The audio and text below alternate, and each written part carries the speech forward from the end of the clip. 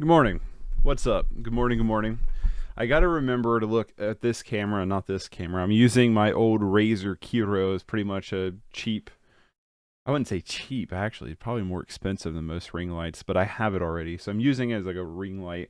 If you're not privy to what this is at this point, for the few of you who have been watching this, what this is I am going through my movie collection, my entire collection. And am I like, hold on. Trying to see, am I like, do I have like a shimmer? I have like a wave effect in my beard. It's probably just the computer screens. Whatever. I can do this though, I guess. Hold on.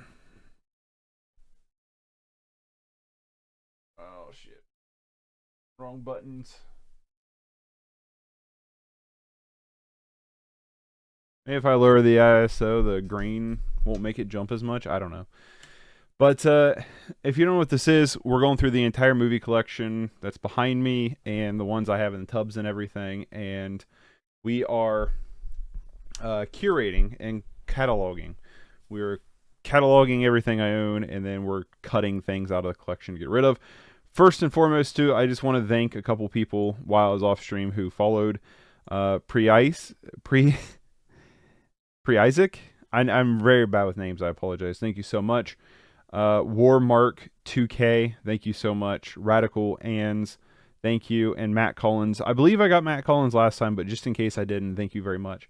I appreciate you all for following, even though I wasn't on stream. Thank you, thank you, thank you. If you're watching this on YouTube, you can head over to twitch.tv/dmix/ press the follow button with the bell notification to be notified anytime I go live when I do this. I'm doing this on Thursdays. And also, I'll be starting a new thing on stream on Fridays, which is movie watch-alongs. So tomorrow we're going to watch, which this doesn't really matter to anybody who isn't watching this right now because this is uploaded a week and behind on YouTube. But I will be doing a watch-along of The Human Centipede tomorrow. So that should be interesting, I suppose. I just want to make sure I'm in focus. I see blue in my beard, so I'm going to say, let's get this thing started. Take a sip of coffee. I got a stack of stuff right here. Let's move my coffee. Also, I gotta plug in my headphones for work, or else they gonna be dead. They gonna be dead. I gotta be careful with my computer because I have two front USB ports. All my back ones are used up. I have two front ones, and the one has like shorted out and doesn't work anymore.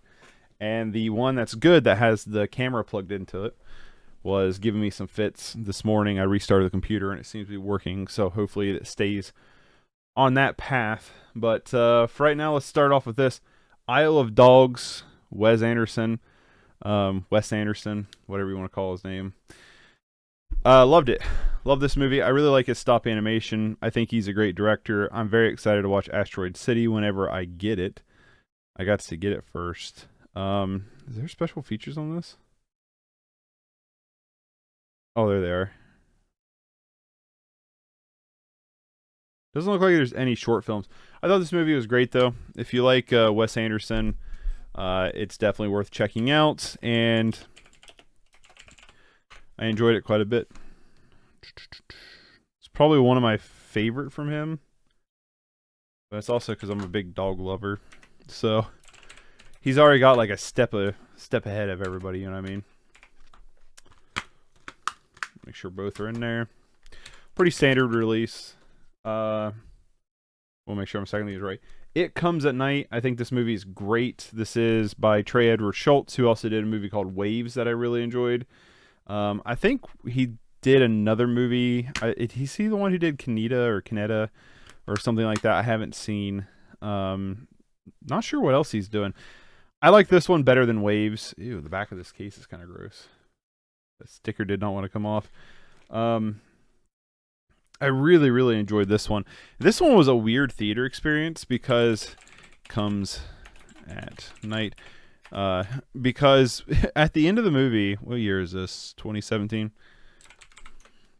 At the end of the movie, people in the theater were getting up to leave, and this woman stood up and was like, "That was terrible, right?" Like asking everybody, and like me and my wife looked at each other like, "What are you talking about? That was great." It Follows, a movie that I wasn't a huge fan of. I think it's decent. No, short film. Cool. I think it was decent, but like it didn't blow me away. I definitely like Under the Silver Lake more than It Follows. But I definitely don't think It Follows is bad. It's like a solid 6 out of 10. I think I went into it with some jaded or maybe over hyped expectations because everybody was like, this is it. Like, this is, I don't know. It doesn't have the year on the back. This is like the best horror movie. Wow, 24. I didn't realize it was all the way back from 2014. The best horror movie and like blah, blah, blah and stuff. And so I went into it and I didn't really get that experience. I thought it was decent. Like, I remember even being like, yeah, it's shot well, it has some good scenes, has some good score to it. The performances are decent. The story is okay, but not, horrific. You know what I mean? Like, it's just not like a mind-blowing story, but I have rewatched it since theaters, and I did like it better on a second watch. So I kind of wonder if maybe my expectations weren't a little bit subdued in a way. We have Jackie Brown. Quentin Tarantino. This is my least favorite Tarantino movie. Seeing if there's... Okay. It's my least favorite Tarantino movie. I would like to rewatch it. It's been a good while since I've watched Jackie Brown. What year are you from? 97. But I remember when I first watched it. I've only seen it once. When I first watched it, I was just like, yeah, like it's good. Like it's like a 6 out of 10. Like it's good, but it didn't like do anything really for me. But maybe on a rewatch, my mind would change a little bit. Jacob's Ladder. This is a movie I've just kind of always, I don't know if adored is the right word, but I've always kind of just liked. 1990. There's some really cool scenes, some cool visual ideas and stuff like that that I've heard haven't held up very well. I haven't seen Jacob's Ladder since probably early college, so this is another one I wouldn't mind revisiting. I was going to rewatch it before the remake, but then I heard that the remake is really bad, so I was just like, you know what, I'm not gonna bother. Jarhead. This is a pretty decent war movie, in my opinion. I don't know why there's like 15 sequels to this. Pretty decent. It's not like the most amazing thing. There's some good direction. It's Sam Mendes. There's some good direction. There's some good visuals, and obviously some good performances. But I don't know if I care to rewatch it anytime soon. I would rewatch this though. That's the thing. Like, yeah, I don't know if I'd rewatch it anytime soon, but I would rewatch it.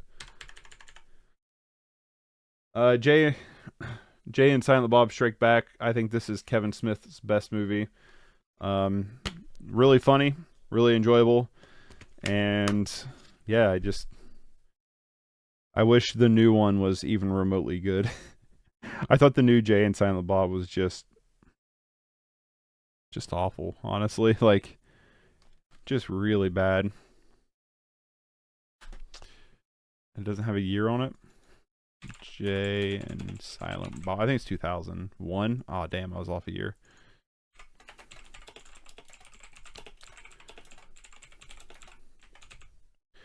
Yeah, to me, Jay and Silent Bob Strike Back is just kind of like the epitome of like what I would enjoy from Kevin Smith. Jellyfish Eyes. This is one of the first videos you'll find on my channel. It's talking about this movie. I think this movie's underrated as shit.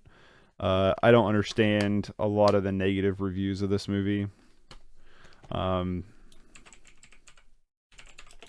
don't like. This isn't a movie I expect people to be like, "Oh my god, it's a masterpiece," but it is like pretty fucking good still. Yeah, it's like probably like a 6.5, but it's a very 6.5, but it's a very enjoyable 6.5. And then on top of that, it's like, I don't know, it's very unique. I like Jellyfish Eyes quite a bit. Jesus Shows You the Way to the Highway. This was my favorite movie of 2020. I think this movie is great. The director, this edition also includes another director's movie called Crumbs that I also I also thought was pretty interesting. Um, yeah, excellent stuff. Jesus Shows You the Way to the Highway, almost a 10 out of 10. Could be on a few more watches. Really enjoyable, very unique. I've never really seen anything quite like this. This also comes with a bunch of other stuff. It came with a poster, but it also comes with several short films. And I'm just going to look up the director for a couple reasons. One, I want to see if he's got anything else coming out. Miguel Lanzo. I have to ask David how you pronounce that. Jesus Shows You the Way to the Highway. 5.7. That makes sense. Night in the Wild Garden and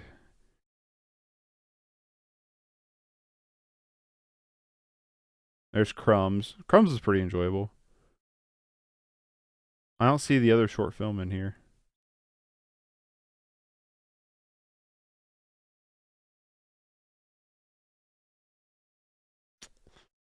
All right, so Crumbs is 2015. Night of the Wild Gardens 2015. Just showed you the highway. 2019, 2020. You know, give or take. But yeah, I think this movie's great.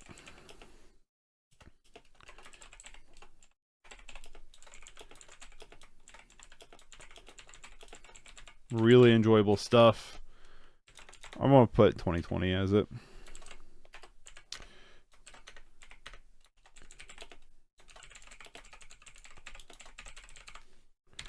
Era Video Limited Edition. Crumbs. Is it just Crumbs? Dang. Yeah, Crumbs. Yeah, very unique stuff. Is he got anything coming out? Infinite Summer. It's in production. Three young women's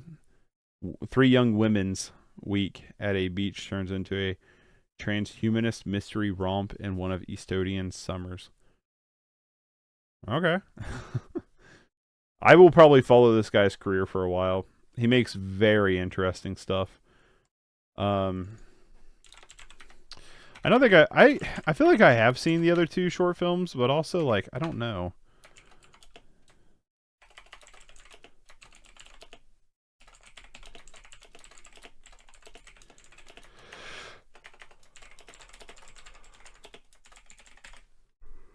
Ooh, excuse me.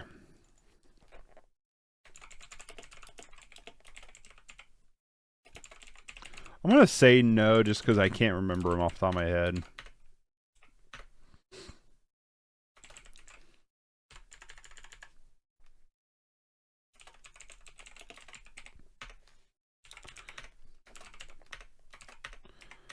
I'm gonna have to watch him at some point though.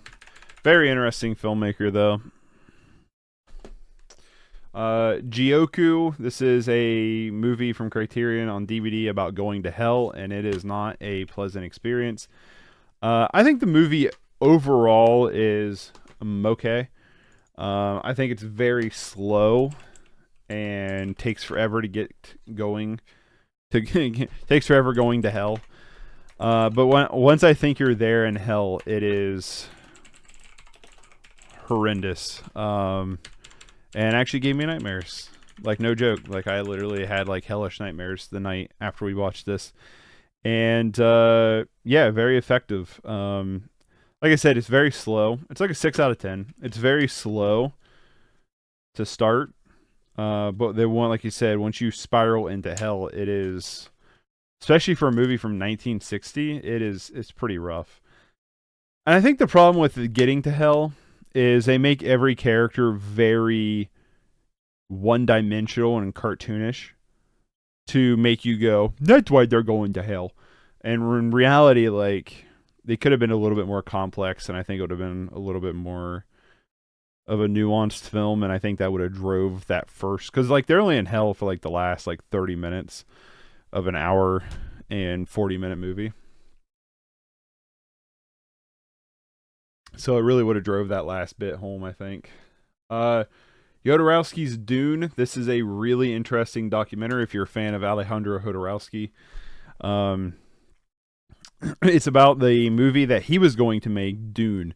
He was originally set to direct the Dune that eventually went to David Lynch, and it's all about, you know, what he had in store for the movie. And honestly, like, I couldn't even imagine if he would have made this movie. It would have been absolutely absurd, and I would have loved it, I'm sure. Also, what's kind of interesting, another 2014. Damn, 2014 was a stacked year. What was really interesting is a lot of the designs have been recycled into other movies. One of the most notable is the xenomorphs from Alien were heavily inspired by work that, it's Geiger, it's still Geiger, but was heavily inspired from the designs of this movie. So basically, you know, Geiger kind of designed a lot of stuff for this movie that kind of got morphed into what we now know as xenomorphs. And like, it's just like one of those things, like, you hear Jodorowsky talk about this movie and what it was going to be, and you're like, dude, I think we missed out on something. Like, really, like, it's crazy. Joe, this is one of my favorite Nick Cage movies. It's got to be somewhere in like the top, at least top 10 of favorite Nick Cage performances. It's very good. He also doesn't like overdo it. You know what I mean? It's a very like, I mean, there's obviously a couple freak out moments, but for the most part, it's a very like just down and gritty 2014 down and gritty like trailer park kind of drama in a weird way, if that makes any kind of sense. Very good. One of the standout performances is the homeless guy they hired to play the dad of the movie. He was really, really good. It's very tragic what happened to his life. It's an interesting story. It's worth checking out, but yeah, he was great.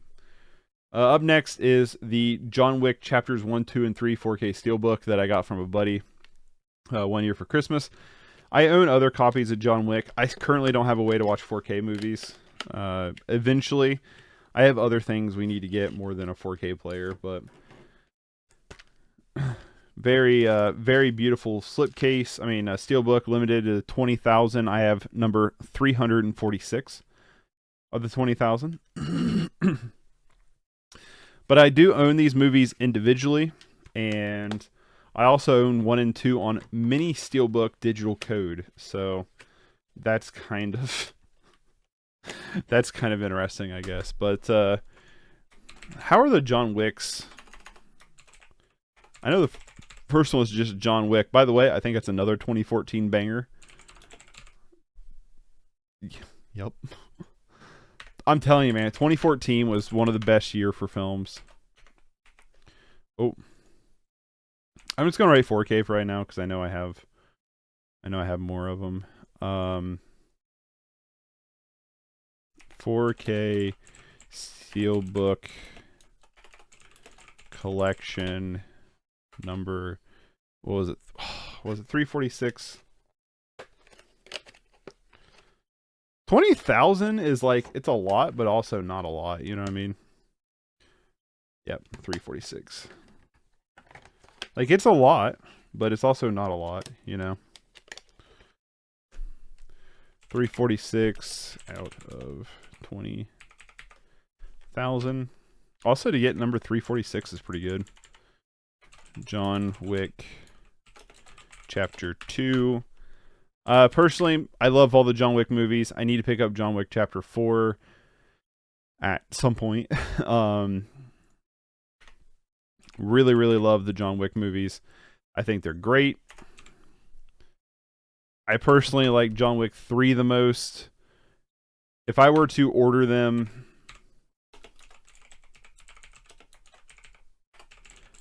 in order of like my favorite to least favorite for John Wick, it would be John Wick 3, John Wick 1, John Wick 4, and John Wick, if I remember right, it's just like, then John Wick 2. I just think, for me personally, there are just some insanely great action stunts in John Wick Chapter 3 that I don't think they really topped in the other movies. And that's not to say that the other movies' actions are bad. I think there's some amazing ones. The only thing I think in the entire trilogy that comes,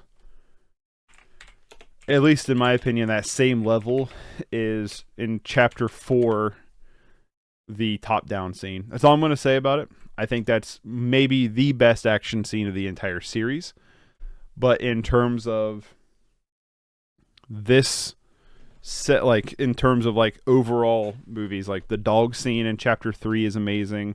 I'm a big fan of the library scene. The bike scene is also good. I think the bike scene is 3, right? It's not Chapter 2, is it?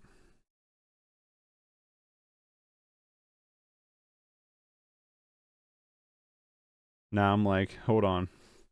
I've seen all the John Wick movies like a million times. So they do blend a little bit for me.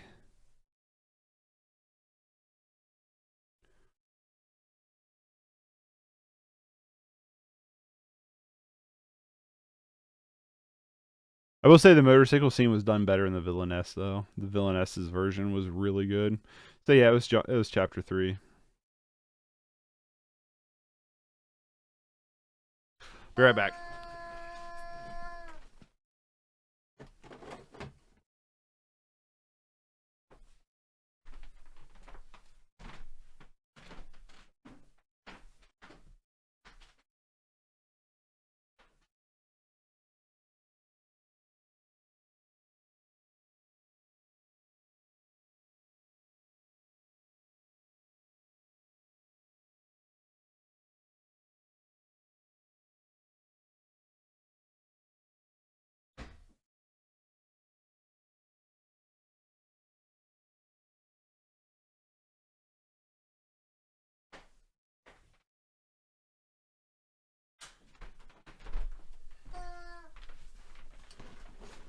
I actually changed out of hoodies. I was getting way too hot. The hoodie's too thick. It's too thick, my boys. All right.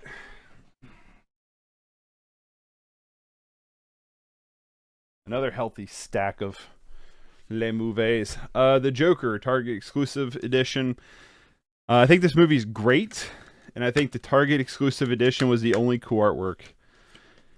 And that was my whole reasoning wanting the Target exclusive edition. It's just the artwork. God, I'm out of breath. How obese am I? That's because I can't breathe. The weather's getting to me pretty bad this week. It's all over the place this week. So it do be breathing. Target exclusive with slipcase. I think the Joker's really good. I don't have like super high expectations or anticipation for Joker 2, but I will see it.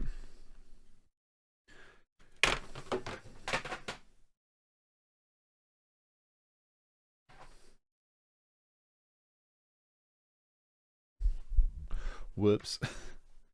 Am I still like... Oh, well. I don't know, I just feel like there's like this like flashy wave over me. And I don't want that. For obvious reasons. But it's got to be just a computer screen. Whatevs. Whatevs, Fred. Julian Donkey Boy.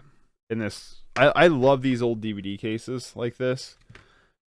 Funny story is, maybe I'll bring up the story. No, I'll probably forget. I was gonna say I'll bring up Little Nicky. I bought Little Nicky that's in this type of case, brand new, still sealed, and it said security device down this. The security device being this, right?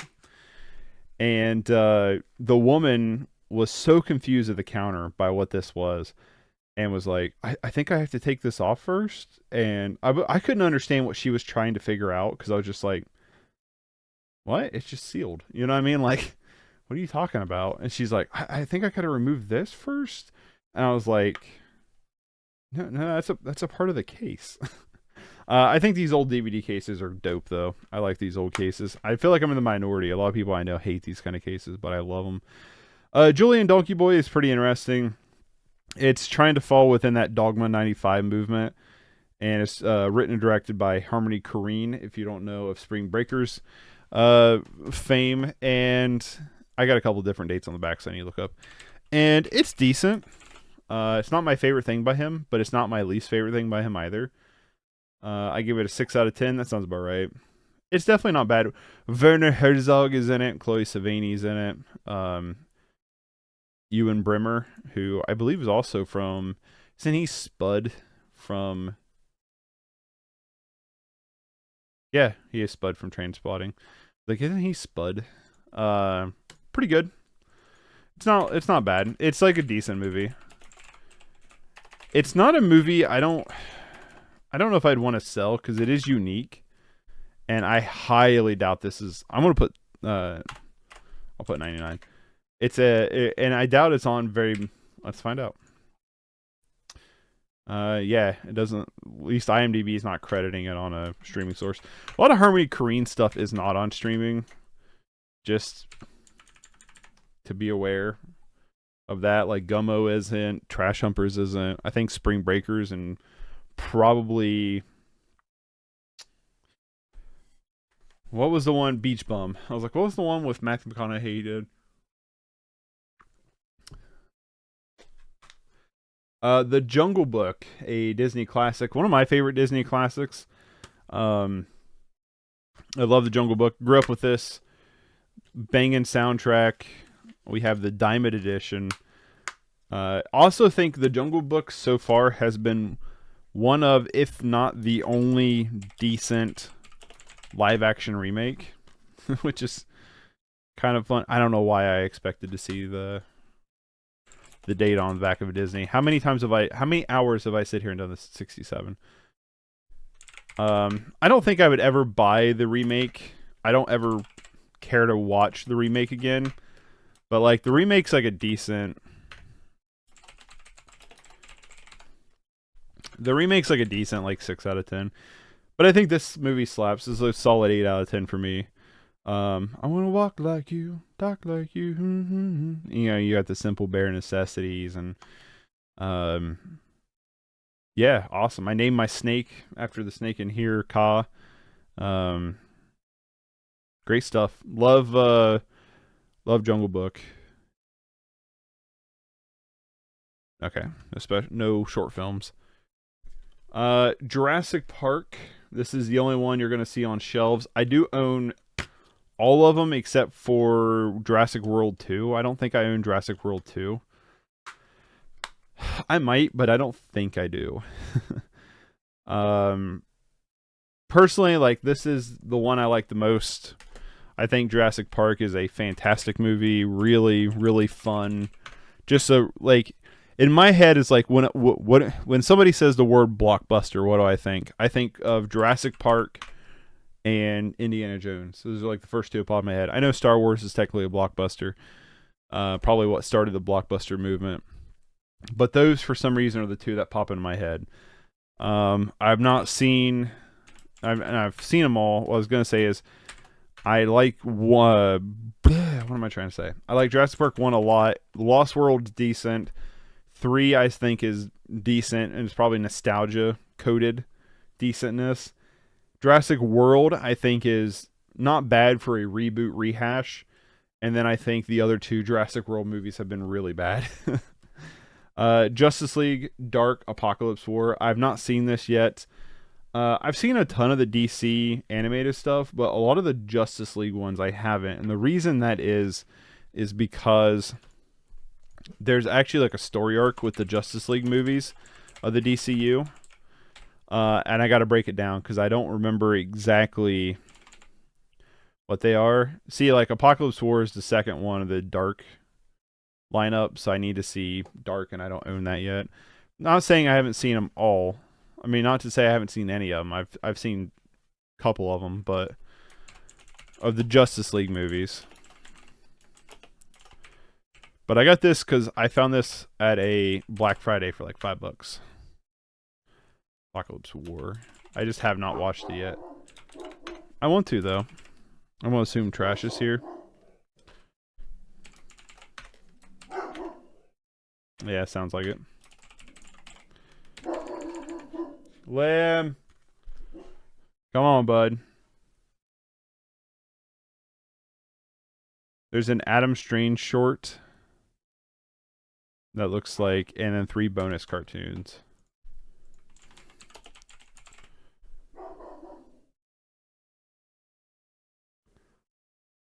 But this looks like the bigger one they're trying to push. DC Showcase Adam Strange.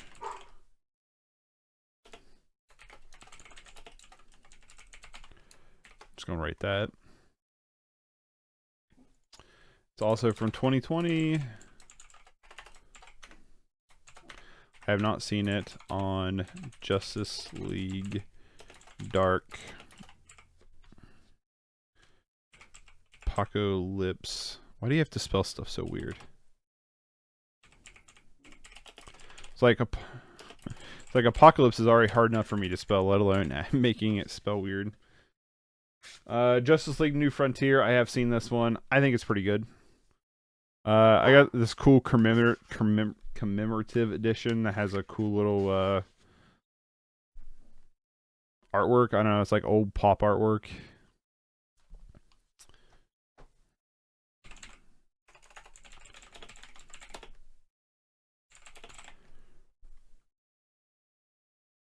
(2008). I didn't realize it was that old. Justice League, the New Frontier, boys. 2008.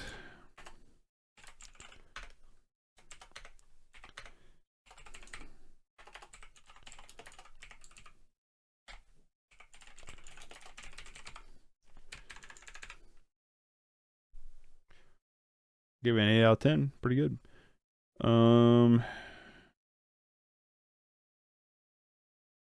Okay, it doesn't look like there's any shorts on this one. Then we have Justice League Throne of Atlantis. I did watch this one. If you want to see Aquaman be kind of cool, this is probably one worth checking out. What year did you come out? 2018, I think.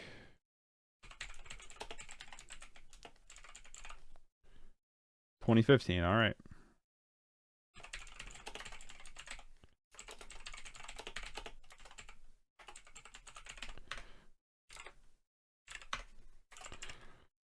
Is this just... All right, so now it's Blu-ray DVD combo wombo.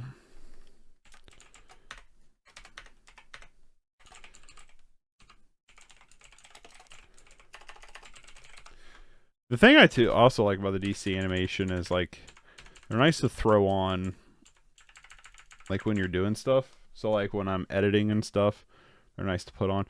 Justice League versus the Fatal Five. Fun story about this is I actually had the 4K limited edition. Hold on, I missed a short film.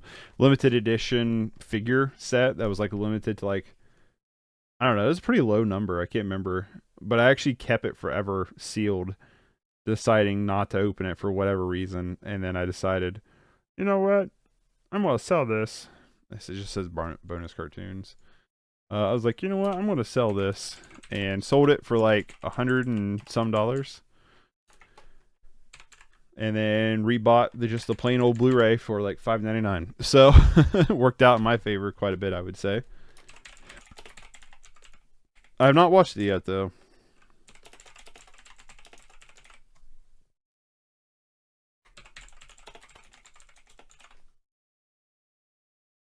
Versus Fatal 5, 2019.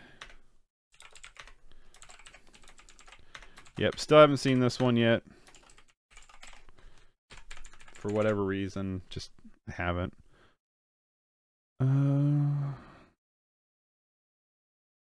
Just says bonus cartoons. Why is it bonus cartoons?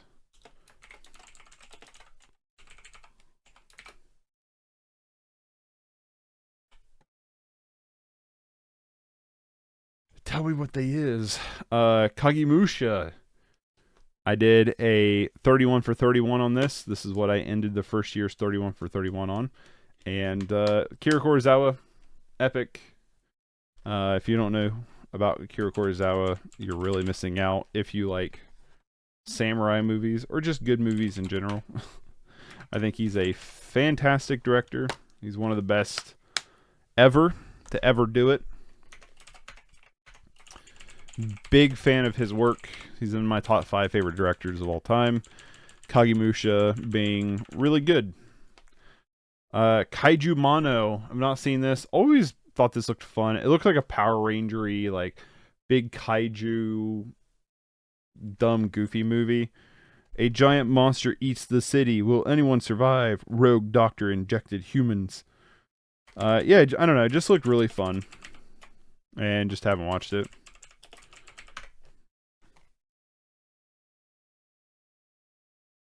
$2016. Is it just a Blu-ray? Yep. So maybe you'll get picked for 31 for 31. Kameradschaft.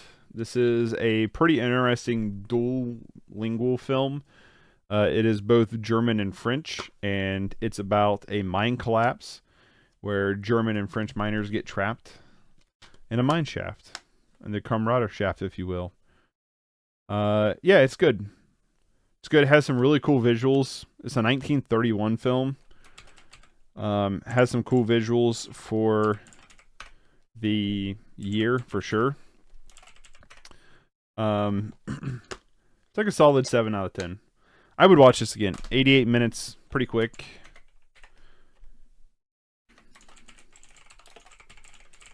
I picked this up actually because I found it used at a store for $15, and I was just like, hell, I'm not passing up a Criterion for 15. And it sounded interesting. I watched it, and it was interesting. Okay, this one I gotta be careful not to show the back of the movie too. Kentucky Fried Movie. This is it's a region release. I found it at half price books on clearance. I think it's the German release. Yeah, it's the German release of Kentucky Fried Movie. I found that a half price books on clearance for I think it was $1 or $2. And I've always heard about Kentucky Fried Movie and just never watched it. 1977. So maybe. I have a region-free player in my computer, so that's why I was like, I'll get it. John Landis. KFC. Finger Licking Good. Not seen this yet. This was a movie that when I heard it was getting released, Decanalog. I don't know if I'm saying that right.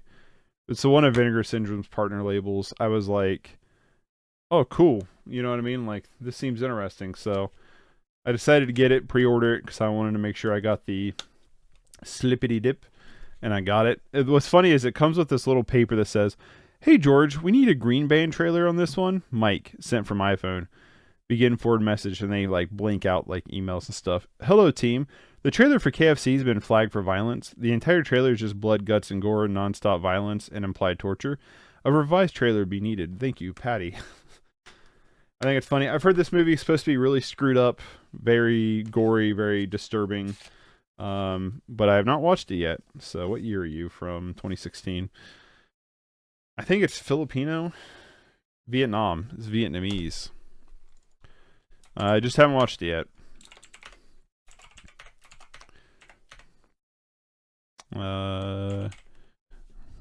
Let me...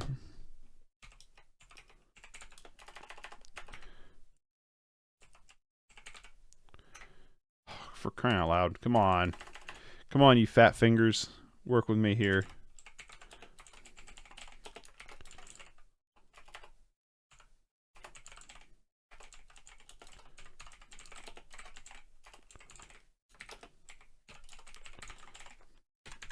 All right. There, now we can move on. The Kick-Ass 4K Blu-ray. This movie, I have Kick-Ass 2 as well. This movie is one of my favorites. I'm not gonna lie. I love this movie. I heard the disc was floating around in here. I absolutely love this movie. I think this movie's great. It is, honestly, Probably a 10 out of 10 for me. It's one of my favorite like superhero movies. Speaking of which, is there a short film or anything on these last two? Not on that one. I can't read that one.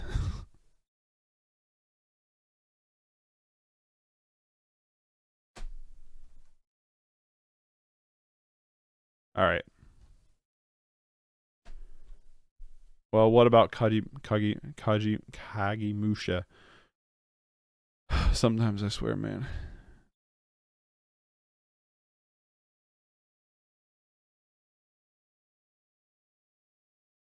Nah. All right. Back to Kick-Ass. Yeah, I think this movie's fantastic. Like no lie, like I love the story of Kick-Ass. It's really fun. Matthew Vaughn directed it, and I think he did a really good job with the action. I think he did a really good job. Like overall, like to me, this is like exactly where I want a superhero movie to be. 2010. Now, I definitely don't think the second one's anywhere near as good as the first one, but yeah, the first one, and the music's great. Great choices in music throughout this movie too. Yeah, I just have nothing but positive things to say about this movie. Really, really enjoy it. It's one of them too that's endlessly rewatchable. Like I could rewatch Kick-Ass any given time and be happy about it. Kids, a Larry Clark movie written by Harmony Korine. Kind of what got Harmony Korine started. Found this. Ew, what's on the scuds on the barcode? It's kind of what got Harmony Korine started. This is what kind of brought him attention. I think he was young when he wrote it too.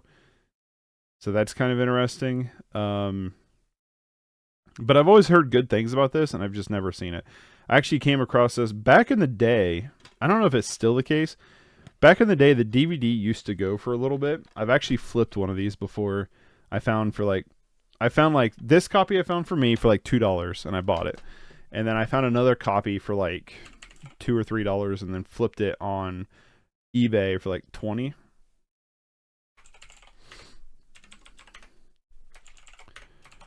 But I have not watched it yet.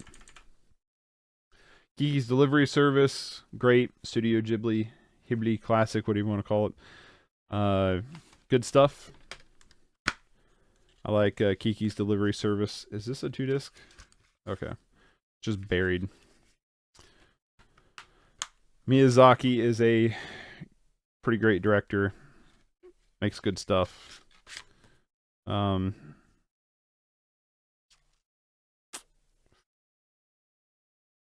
No real special features.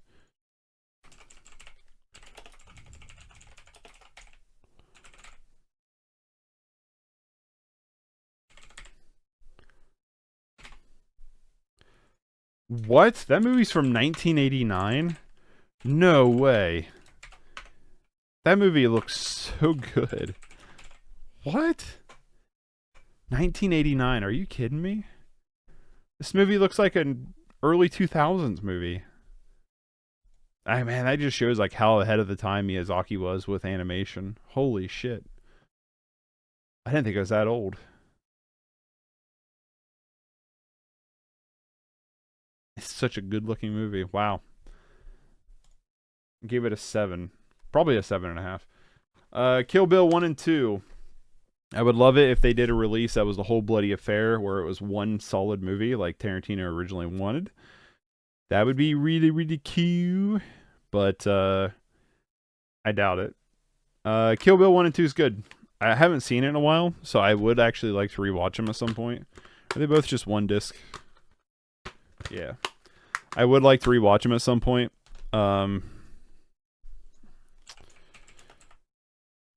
Okay, so 3 and 4.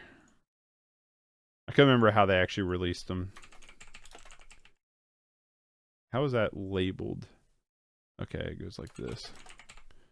Volume 1, 2003.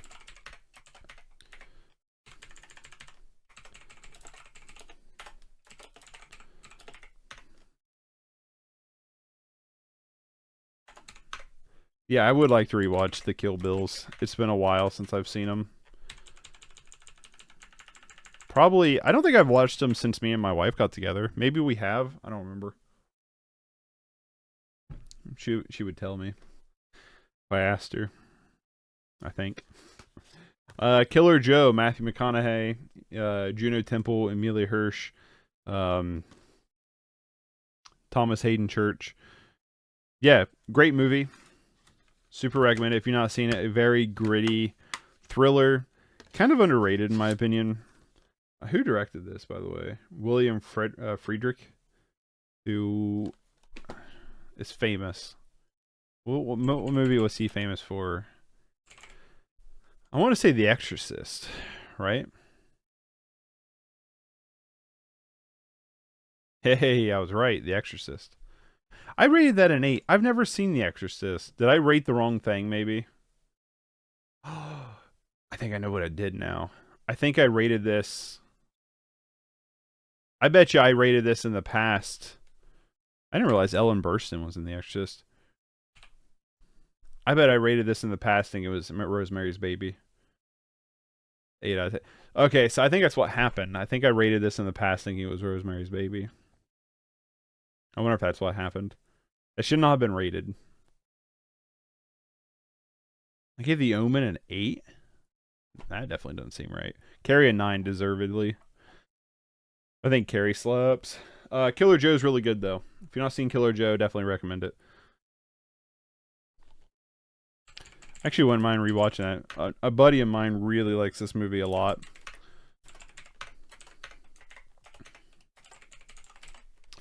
Yeah, I wouldn't mind rewatching that. The last from this little pile before we move this stuff on the shelf. Killing Them Softly, Steelbook. Really enjoyed this one. This is one that it's directed by Andrew Dominic, who also did Blonde, and The Coward Who Shot Jesse James or something like that. I haven't seen that one. The Assassination of Jesse James, the cowardly assassination attempt to whatever. I've not seen that one. I think Killing Them Softly though is really good. I think this movie is great in terms of like gangster flicks. Really enjoyable. Has a unique style. Definitely stands out in like the litany of gangster movies in my opinion. I think I gave it originally a 7, and I'd probably stick at a 7 out of 10. But it's a very like good 7 out of 10. I actually would like to rewatch that. I think that was from 2012, by the way.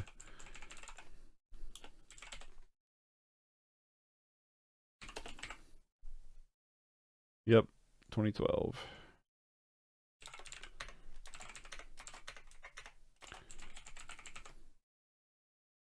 I've only seen this movie twice. I mean, it's got like a ton of really good actors in it. Well, shit, I forgot James Gandolfini was in it.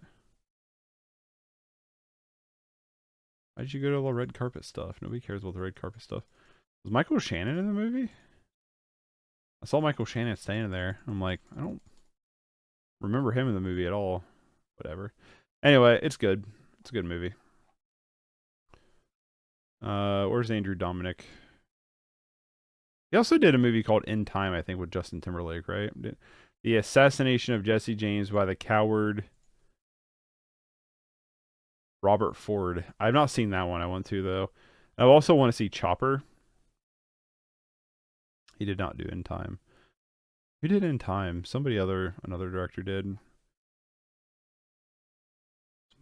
This much I know to be true. I haven't heard of this one.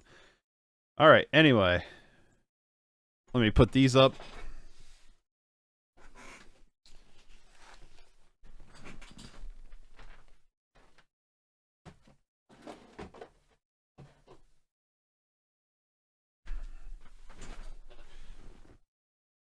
This last little stack will finish this shelf off, and then we can move on to another shelf. King Arthur, Legend of the Sword. I think this movie is really good. It's a Guy Ritchie movie that a lot of people hated, and I don't see it. I'm not gonna lie. Like, I really don't see the hate. I thought this movie was a ton of fun. I don't know what that is.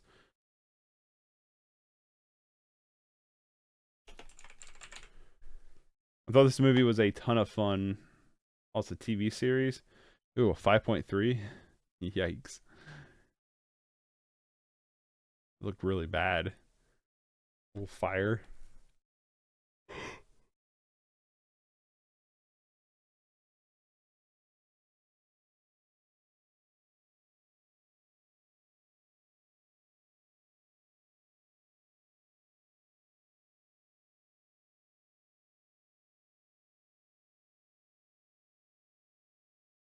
I don't know if I care that much to watch this, honestly. I like the lore of the Monkey King, but like, I don't know if I care that much to watch one that's not done super well in ratings. I give this a 9 out of 10. That may be a little high. I gave it the 9 back in 2017, but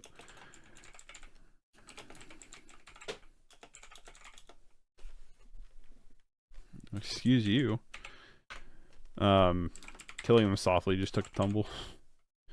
Is this DVD? I mean, Blu-ray. Oh no, it's combo. Yeah, I wouldn't mind rewatching this, honestly. I thought this movie was a ton of fun. King Kong in this like pop art steelbook. I have a couple steelbooks. I talked about this with Big Lebowski that are in this style, and really, the only one I care about keeping in this kind of style artwork is the Scott Pilgrim versus the World one. It's just, I don't know. I originally thought they were cool, and the longer I've had them, the more I'm like, they're not that cool. Yeah, King Kong, 2015, not 2015, 2005, right?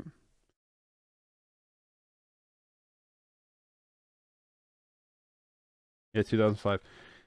Keep in mind, this is a 3-hour movie, right? The Peter Jackson King Kong. And I went as a 2005-year-old, which I would have been 11, right? Is that right? Yeah, I would have been 11-ish, 11 or 12, depending on the time. I went and saw this thing, and I don't know if you've ever taken 11 or 12-year-old to a 3-hour movie. But yeah, there was moments I was bored. I'm gonna put pop art, and that way I kind of know what I'm talking about. I have rewatched it. I don't think an 8 is accurate. I think it's probably closer to a 7, but it's not bad. There's definitely a lot of rememberable scenes about it. King Kong versus Godzilla. I need to get the original King Kong, and I also wouldn't mind getting the one with Jeff Bridges. I think it's Jeff Bridges that's in it. Maybe it's Kurt Russell, but I think it's Jeff Bridges. Is it 63? King Kong versus Godzilla is fun. The original, the remake is kind of dog shit. Yeah, 63.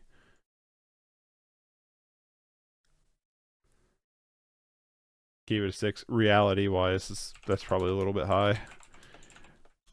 I need to like go through and rewatch a lot of movies from where I'm older now, and I'm not saying my taste is better, but my tastes have changed. Just to see what I'd rate some of this stuff. Kingsman: The Secret Service. I don't own any of the other Kingsmans. I would not mind getting the second Kingsman movie. The Kingsman, the one that's like supposed to be the prequel. I honestly don't care if I ever get. It was okay. It was. I never cared to rewatch it. I think this one is the best of the three. I think this movie is actually really, really good, and 100% like you should watch this movie. Another 2014 banger. Holy shit! I'm telling you, man, 2014 was insane for movies.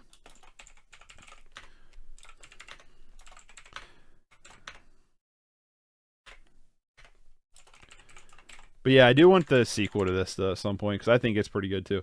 I think this movie is way better than the sequel, but I think the sequel, the Golden Circle, is also pretty solid. Reality wise, I give it a 7. I'd be closer to a 6 out of 10 with it, but I think it's a fun 6 out of 10. This is a movie that I think I would have to rewatch it, but I remember thinking it was like actually a lot of fun. That is Knights of Badassdom. If I remember right, it's like about LARPers actually like getting their powers. I think I can't remember exactly what happens. It's been a while since I've seen this. I actually found the Blu-ray at a half price books for pretty cheap, and so I was like, "Oh hell yeah, I remember this movie, and I remember it being pretty good." And I was like, "I also don't know if you can stream this anywhere." Um, this is a movie I think my wife would really enjoy. That was another reason why I was like, "Hell yeah, I'll get this." Um,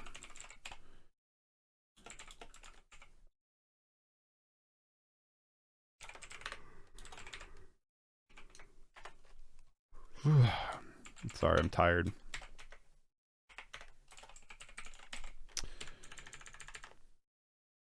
But yeah, I think my wife would enjoy it.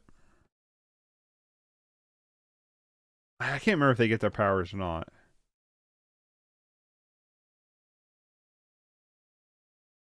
But yeah, this would be a fun one to rewatch.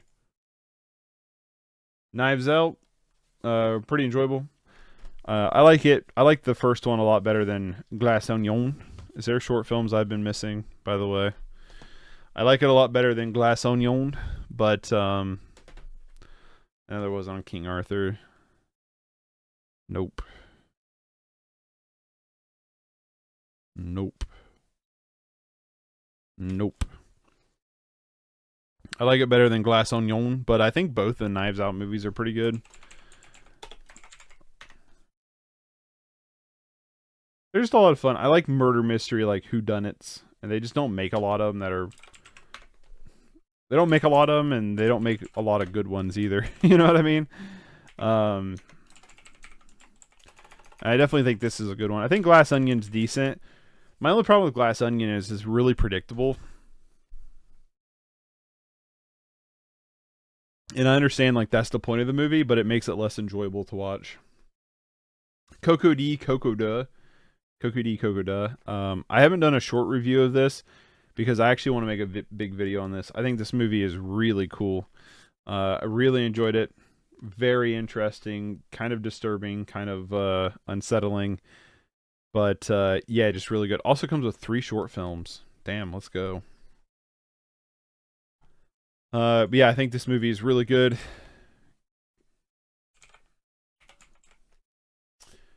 And would definitely recommend it. It's about this couple who is out in the woods. Their daughter. Something happens with their daughter. I don't want to give like too much away. Well, I should do this first. Dark Star.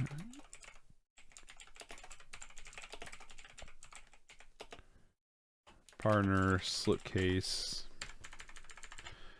Alright. Yeah, I don't want to give too much away, but I really enjoyed it. What did I rate it? That seems too low. It's at least a 7. I don't think it's a perfect movie. There's definitely problems with it, but I think a 7 is where it should probably be at.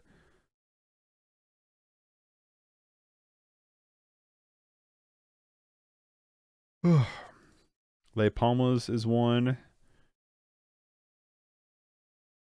I want to assume this Puppet Boy is the other one. Is this Dreams from the Woods?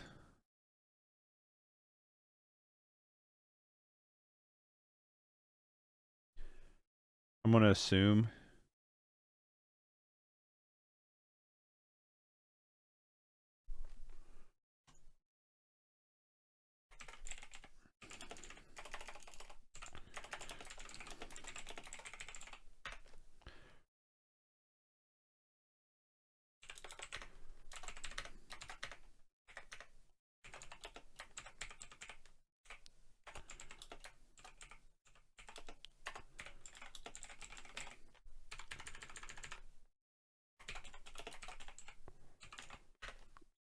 Palmas 201. It's an old ass movie.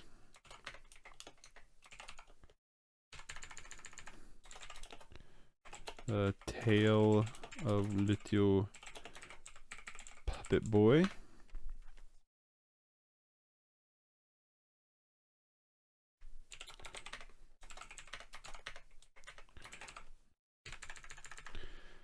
All right. What's this director done since?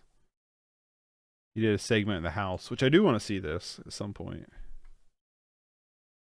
I think this looks cool. Yeah, Coco is really interesting. I do want to make a big video on it at some point. All right, we got Kong Skull Island. I waited out forever on buying this because I wanted the slipcase. Guess what? I bought the damn thing still sealed at half price books on clearance for $4. I just haven't opened it up yet. No real reason not to. I thought Kong Skull Island was a lot of fun. Gave me a lot of hopes for the monster universe that they were trying to build. And, well, we saw where that went pretty quickly, but I still think 2014 Godzilla is fantabulous. I think 2017 Kong Skyline is a ton of fun. And yeah, you know what? Just for y'all, I ain't got no fingernails. I'll use an Allen wrench. Oh my god, this did not want to be opened.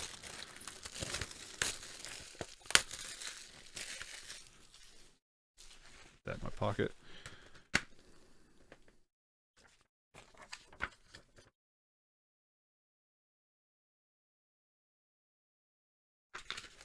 Don't know what that is. Yeah, good stuff. Krampus, a holiday classic for me. I think Krampus is really, really good. It's a lot of fun. I think we've watched it like every other Christmas since it's come out. I don't know. It's just one of those movies I can just like constantly have fun with. Like it's just a lot of fun. Now too, this year we'll pick up Violent Year at some point. We'll have that in the rotation too, of like good time Christmas movies. Kubo and the Two Strings, my favorite of the Lakia movies.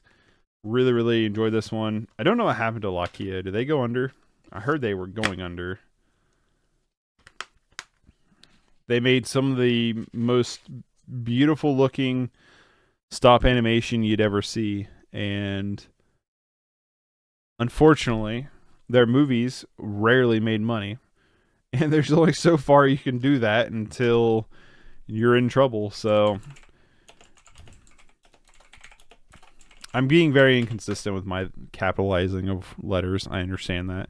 I think this is from 2016. Is that what it's from?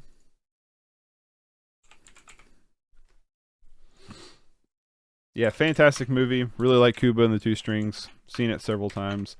I've liked all of Lakia movies though that I've seen. I don't think I've seen them all, but I'm pretty sure I have. But I'm not 100% sure.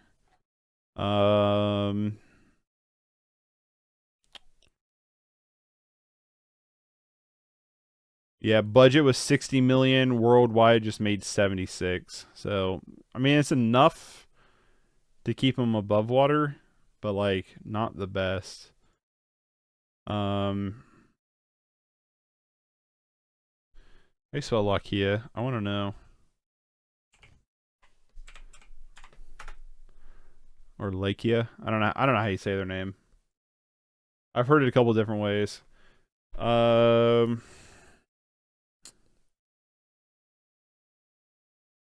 So according to this, they're still open. Looks like the studio announced that former Netflix exclusive was appointed the president live action film series. They have a new one, The Night Gardener, is being worked on. So they've not had anything since 2019, but they have something in the woodworks. The Night Gardener and Wildwood. Okay. So they're still around. That's awesome. Good. I was worried that they would disappear on us. So yeah, I've seen them all. I own them all. So I'll try to keep up with that. uh, Kumiko and the Treasure Hunters, or I mean the treasure. Yeah, the Treasure Hunter. I was right. This movie is phenomenal. This is really really good. What year did you come out? Was you another 2014 banger? I don't think you were. You're not gonna tell me on the back, are you? Just put the year on the back. You put all the other information on the back. Just put the year of the fucking movie on the back too. Kumiko is, yep, 2014. I knew it. If you don't know what this movie is, it's a movie that is, you know how on the opening to Fargo, they say it's like based on a true story or whatever. You know what I'm talking about? Well, this person is obsessed with Fargo, and she's kind of mentally insane a little bit. And she travels to Fargo to find the Fargo treasure they hide in the movie. It's a wild concept for a movie. It's really well done. It would also work as a great companion piece with Fargo. That would make a really good double feature as Fargo into this. Actually, I kind of want to do that now. That sounds really good because Fargo is amazing. But yeah, it's really good. Kung Fu Hustle. Do the hustle. I've not seen Kung Fu Hustle. I've seen Kung Pao. So I would like to watch Kung Fu Hustle at some point. I bought this forever ago to watch it, and I just haven't gotten around to it. So I need to. I think it's 2004. There's a couple dates on the back, so let's just look to be sure.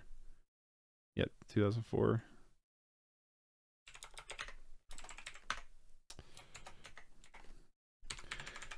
All right, that's that shelf. Let's start on the next one.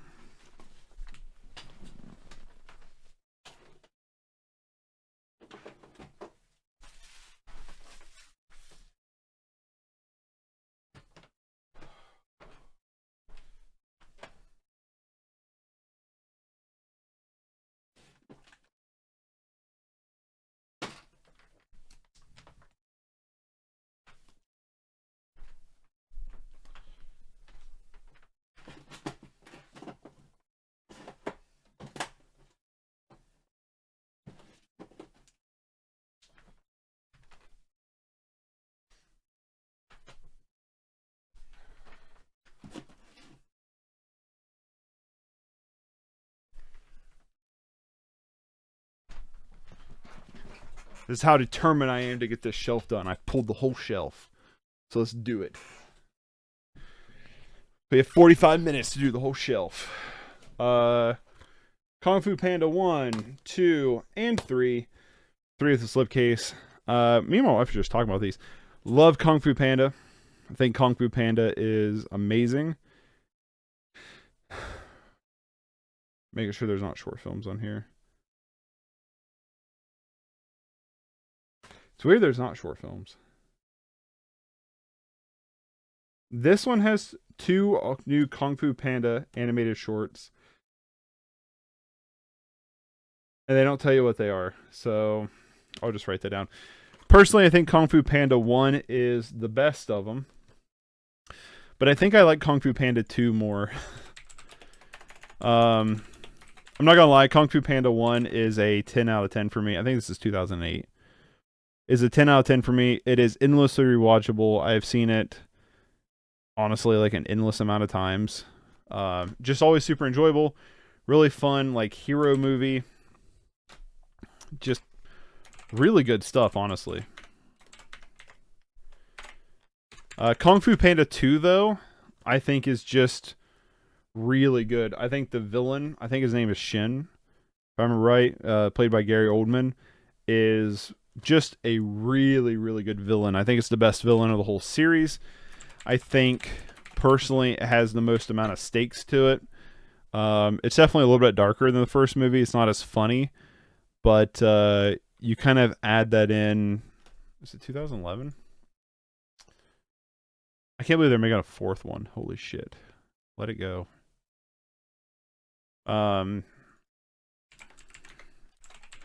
What do you do with the 4th one that you haven't done in the first 3? You know what I mean? But yeah, I think Kung Fu Panda 2 I maybe like more than 1. I don't know. They're both amazing. Kung Fu Panda 3 I really enjoyed. I just don't think it's as good as the other two. I think this is 2015.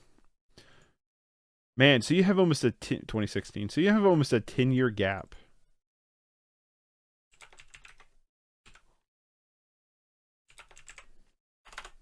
You have an 8-year gap between the two Kung Fu Panda movies. Let it go. You know? Honestly.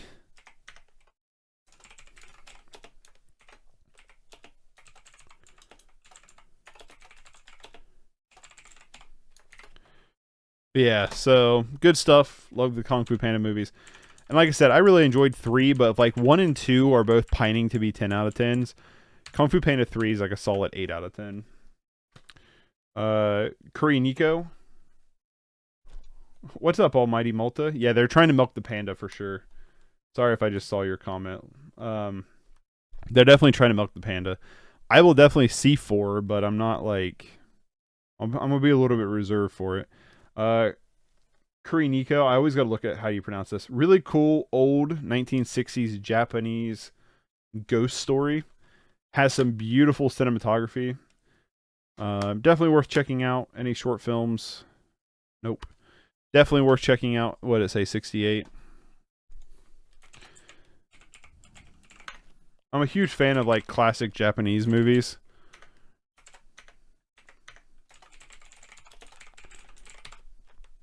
That's a pretty good one. Lady Snowblood 1 and 2. Just went over these on the last 31 for 31, if anyone's interested. How do we go from Audition and Tokyo Gore Police to Kung Fu Panda? What do you mean? I haven't talked about Tokyo Gore Police yet. Because I have my taste in movies is literally all over the place. I have talked about Audition already, but Tokyo Gore Police is still on the shelf. We haven't got to that one yet.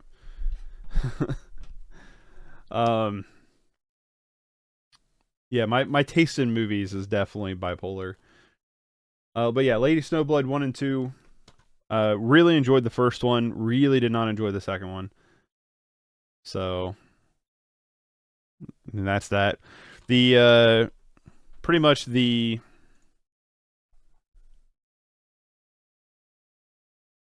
okay, be me talking about Tokyo Gore Police. No worry. Torpor Orb. I can't say words. Not today, I can't.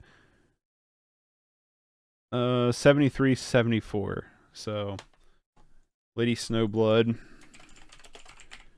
I do have Tokyo Gore Police though. It's one of my like most obnoxious like releases. Like I really hate the release of it. And I'll tell you why here in a minute. After I get done typing this out. So this, yeah, okay. I thought it was one disc. I thought they put both of them on one. Yeah, really like Lady Snowblood 1. If you don't know, Lady Snowblood is like the biggest inspiration for the Kill Bill series. So that's worth noting. Very similar structure to Kill Bill. But I think the first one is really solid, and I think the second one is a total waste of time. But Tokyo Gore Police, so real quick, I have the Blu-ray Tokyo Gore Police. I had it on DVD. I spent like $20-some to get the Blu-ray, and the image quality might as well just be a rip from the DVD. No extra special features, no nothing. Quality doesn't even look upscaled. It just literally looks like the DVD rip. So for me personally, if you can find the DVD cheaper, just get the DVD. It does not matter. The quality difference is not much better. Kind of disappointed, honestly, when I bought the Blu-ray and rewatched it. I was just like, you know, this just looks like the DVD. Like, it doesn't look any different. We have Lamb. This is going to be on my favorites of 2021. Yeah, I think this was 2021. I think this movie's really good. It's a really cool release by A24. It's a A24 exclusive. So if you want to own a physical copy of Lamb, you got to order it from them. Really enjoy it though. It's basically about a woman who, well, it's Naomi Rapace for one, but it's basically about a woman who, they live on a farm and there's this mysterious goat born, and it's a very bizarre movie. It's a very bizarre movie for sure, but it's really good. Shot beautifully too. Land of the Lost. This one's a pet favorite of mine. I know a lot of people hate this movie, especially fans of the original Land of the Lost. Really are not a fan of this movie. Me personally, I kind of adore this movie, and I quote it quite a bit. There's something like Will Ferrell. I feel like he's a love it or hate it kind of guy. You know what I mean? I feel like there's some people that absolutely despise Will Ferrell movies. And for me personally, I'm in the middle. I like some of his movies a hell of a lot, and I don't like some of his movies a hell of a lot. So for an example is I really love Talladega Nights, Land of the Lost. Step Brothers is decent. Not my favorite thing. I'm sure there's other Will Ferrell movies I'm not thinking off the top of my head. But I also really dislike some of his other movies. So like I wasn't a big fan of Semi Pro. I wouldn't mind rewatching it, but wasn't a big fan of it. The other guys I didn't care that much for, other than I did like the Gator moment. That was funny. But yeah, Land of the Lost I really enjoy. Danny McBride's also in it, so that helps. But yeah, I enjoy it quite a bit. Lars and the Real Girl, really, really good. If you're a fan of Ryan Gosling, you should definitely check this out. It's about him falling in love with a real girl. I'm kidding. About falling in love with basically like a sex doll. It's a very weird and quirky romance movie that has a lot of heart and character to it. It's well directed. I do kind of wish the cinematography was a little bit better. It's kind of bland cinematography. But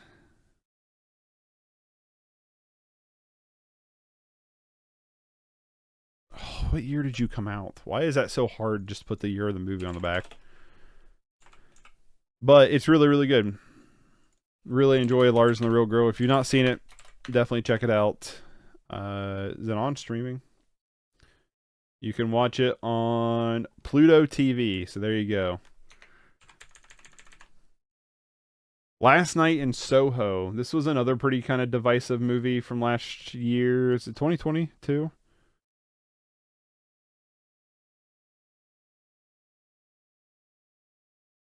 All right. My foot is going up somebody's ass. Like, why do you have every bit of information except for the year on the back of this thing? I think I just found it as I dropped it. Yeah, I did. 2022. Last Night in Soho. This is directed by Edgar Wright. Edgar Wright attempting to do a kind of horror movie. Edgar Wright is best known for movies like Shaun of the Dead, Hot Fuzz, At World's End, Baby Driver, stuff like that. And personally, I think he knocked it out of the park. I think this movie has some really good, interesting visuals. I think this movie has some good performances. It's kind of got an interesting mystery around it. Mediocre twist at the end. I originally gave it an 8. I'd still probably be at an 8. I'm definitely going to rewatch it before I make my best of 2022 list. But yeah, Last Night in Soho is pretty good. The Last Starfighter. I have not seen this one. This is the Arrow limited edition release. Always wanted to see The Last Starfighter, just never have. So I do own it. So at some point I do need to sit down and watch it.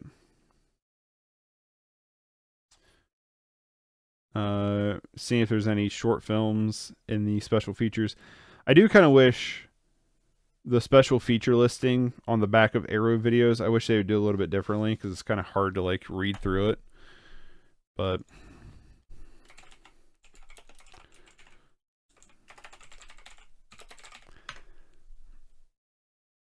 $1984.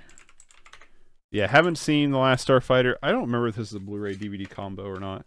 I know it comes with the poster. No, it's a one disc. Yeah, I do want to watch The Last Starfighter. So this is actually one I'm hoping gets pulled this year for 31 for 31. If not, I might just have to finally just sit down and watch it. Because I got really excited when they released this. I was like, sweet.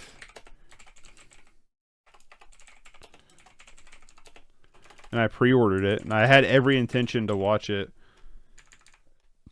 pretty much like when it came out, and I just didn't for whatever reason. The Last Witch Hunter. This is the Vin Diesel D&D project that I think is a lot of fun, and I would have liked to have seen a sequel to it. Vin Diesel isn't my favorite actor, but he does make shit that I find interesting on some scale of the spectrum. You know what I mean? For me, I think Last Witch Hunter is probably up there as one of my favorite Vin Diesel projects. I just like fantasy movies, dark fantasy and stuff like that, and we just don't get a lot of them.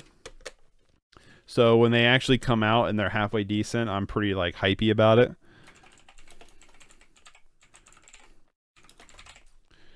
Yeah, I thought The Last Witch Hunter was pretty good. Okay, so they have hunter as 2 words. I thought they did. I would not mind rewatching it, that's for sure.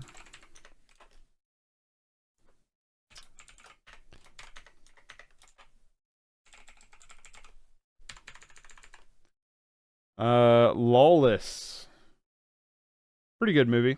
Pretty good, like, Prohibition era. Shia LaBeouf, Jessica Chastain, Gary Oldman, Guy Pearce, Tom Hardy. I mean, it's a stat cast. Directed by John Hillcoat. Pretty good. I think this is also 2014. I'm telling you, man, 2014 was an awesome year. All 2012? Whatever. 2014 was still an awesome year. Leaving Las Vegas, Nicolas Cage. I have not seen this one. This is a Nick Cage movie I haven't seen yet.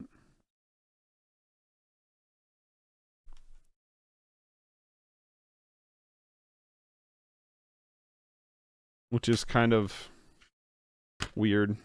Because I think this is the one he won the Oscar for.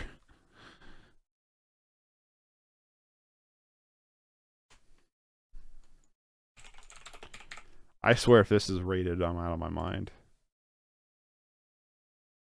I didn't think so. Yeah, I think he won the Oscar for this one. I think this is the one he won the Oscar for, although he should have got it for adaptation. Yeah, he did. Yeah, haven't watched this one. Definitely want to. I'm going to have to at some point.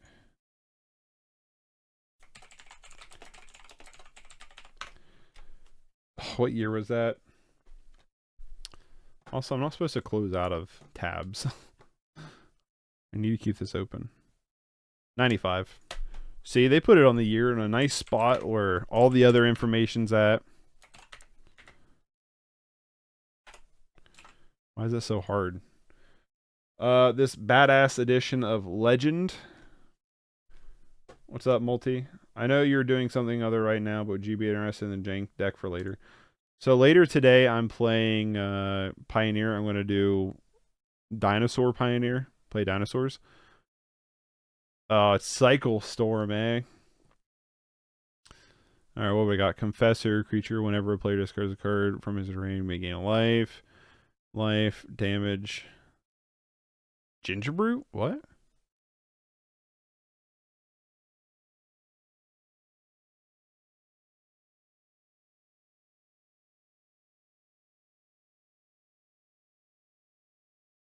Huh.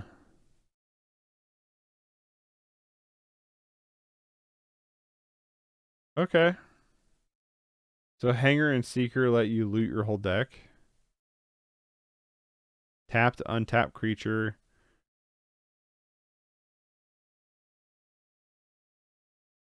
Okay, but how do you tap Hanger?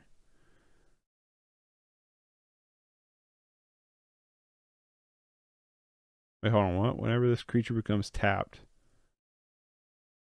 Untap target creature. Am I missing something here?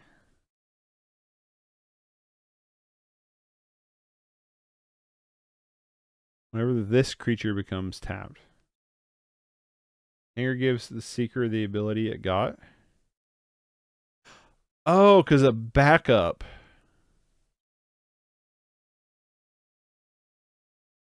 Gotcha. Okay. I was missing the backup part. Okay. So you play Seeker, and then you back it up, and then you can draw your whole deck. What do you do with that?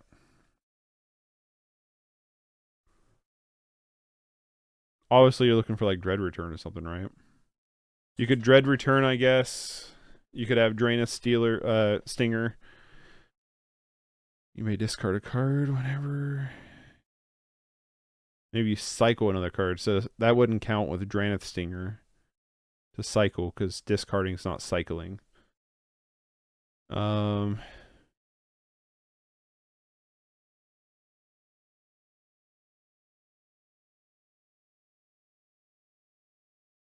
Spells or effects forces you to discard that you may discard at the top of your library rather than your graveyard. Huh.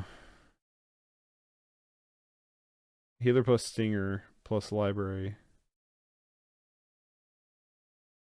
of length will win with Street Wraith.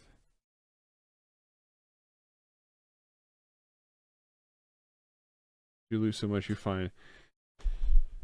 Hold on. Healer plus Stinger. Skip the discard phase of your turn. If a spell or effect forces you to discard, you may discard the top of your library rather than discard your graveyard. If the discard is random.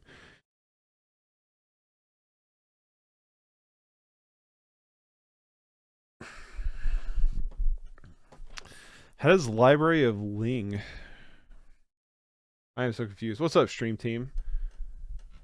I'm doing pretty good. How about yourself? Ling lets you cycle Street Wraith, but instead of going to your yard, it comes back onto your library and draws itself.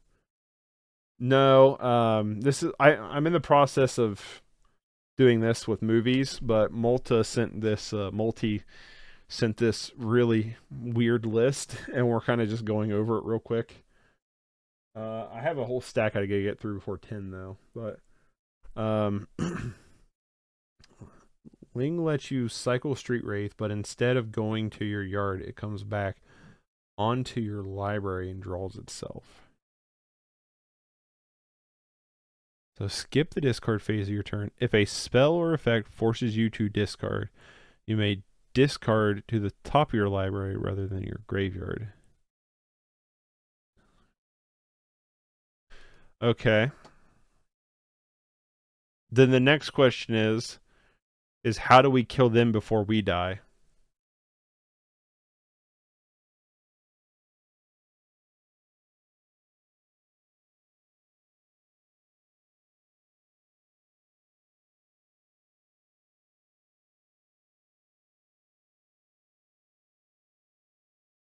Because you can only draw 10 cards till you're dead from Street Wraith. You can draw 20 if you have a Confessor or a Healer on the board, right? I don't know, it's weird. I'd be willing to give it a try at some point. We have 7 healer effects, so you have 2 healers, 2 stings, plus 1 healer, etc. They die before you do. Gotcha. It seems like a lot of a setup, but let me pull it over here. I'll have to add it to the cube. That seems wild. Anyway, let's get back to this. Yeah, that seems crazy though. Multi. Am I saying it right? I feel like it's multi, right? But anyway, Legend, fantastic movie by Ridley Scott. Big fantasy movie with Tom Cruise and Tim Curry. Who's the other person that's in this? But yeah, really good stuff. Really enjoy Legend. I think it's a solid 8 out of 10. The Arrow like collector release or limited release or whatever is a really cool set. Comes with, I think it's from 1980. Comes with really 85. Really cool double cuts, director cut, and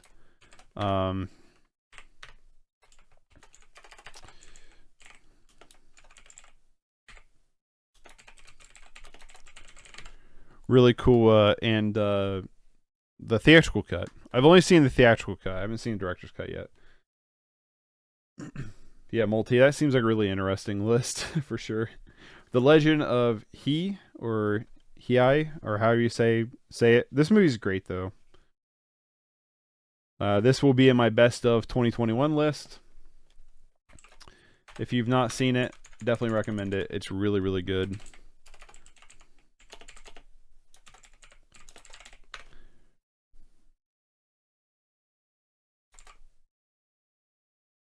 I actually really want to rewatch this. The thing that really blew me away is like there's some amazing fight scenes in this. And nobody talks about this movie, which is such a shame. It's not too much of a setup because you cycle so much that you got 2 combos to win. If one fails, you still got the other one. Also, the 1 mana healer plus the seeking/hanger combo makes infinite life. With the library, I tested it and it worked pretty well. Obviously, no one has any clue what to kill/counter. Anyway, I thought it'd be kind of janky. You would like to play. I can try it, yeah. I'm probably going to mess it up. Maybe when I stream it, you need to be in chat to run me through it a little bit.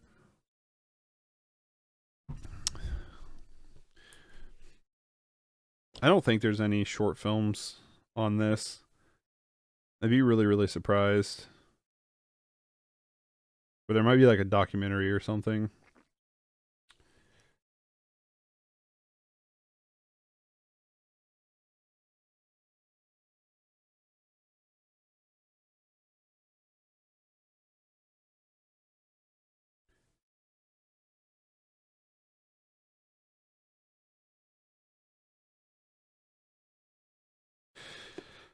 There's a thing on here saying it's a documentary, but I don't know how much of a documentary it is. Anyway, because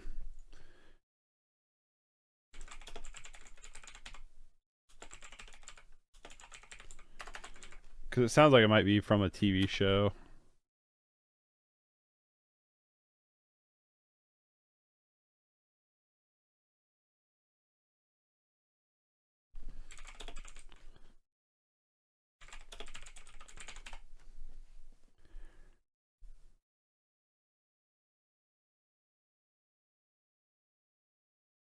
Yeah, it looks like it's from this TV show. It seems like a cool show. I actually wouldn't mind watching this.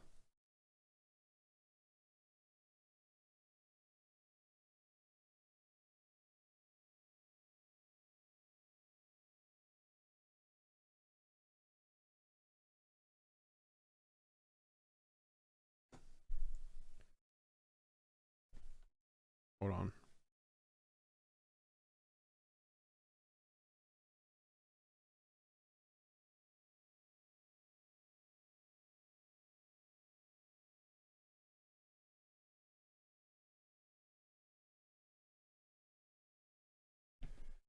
It doesn't pop up over here.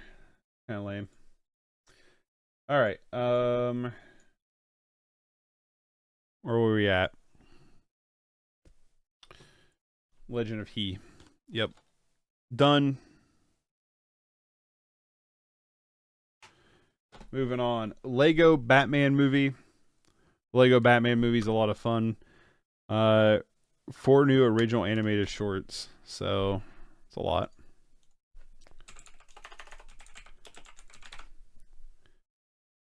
Okay, so it's the Lego Batman movie. Lego Batman movie 2017. A lot of fun. Just that's all there is to it. Just a fun movie.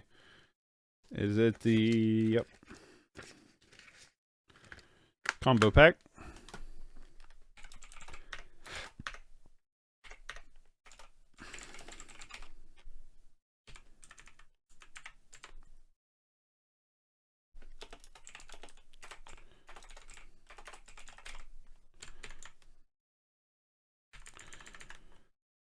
We have the Lego movie 1 and 2. I think 1 is much better than 2. I think they're both okay. I think 1 is actually really good. And I think 2 is just kind of okay. Like 2 is probably I don't know, 2 is probably like a 5.5, 6 out of 10. Where 1 is an easy 8 out of 10.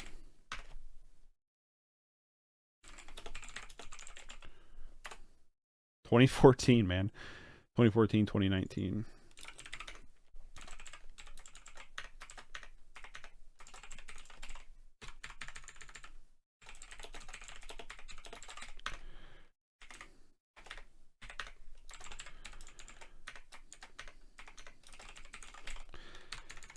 All right, and then we got the Lego Ninjago movie on Steelbook. I think all these Lego movies are a lot of fun, personally. I might be a little bit in the minority of that, especially with the Lego Ninjago movie. A lot of people didn't like this one. I thought it was fun. It was different enough that I don't know. I kind of just enjoyed it.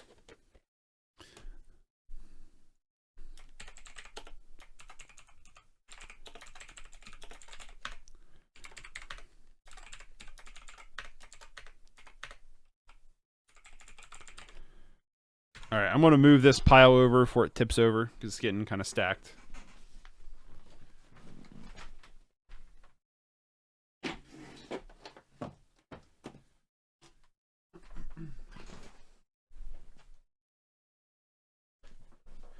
Moving on, we got Lemmy, 49% motherfucker, 51% son of a bitch.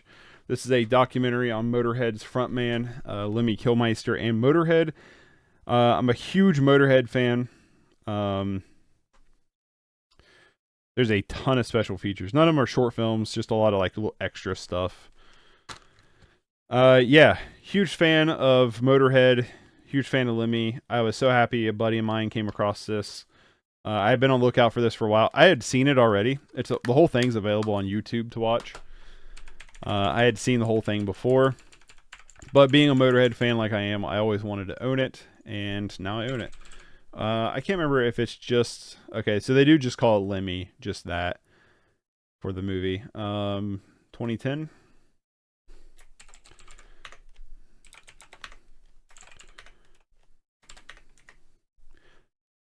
This is out of print.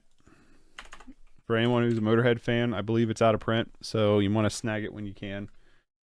Lemony Snicket's in a series of unfortunate events. I've never seen this. This is going to be a future Screen to Console episode.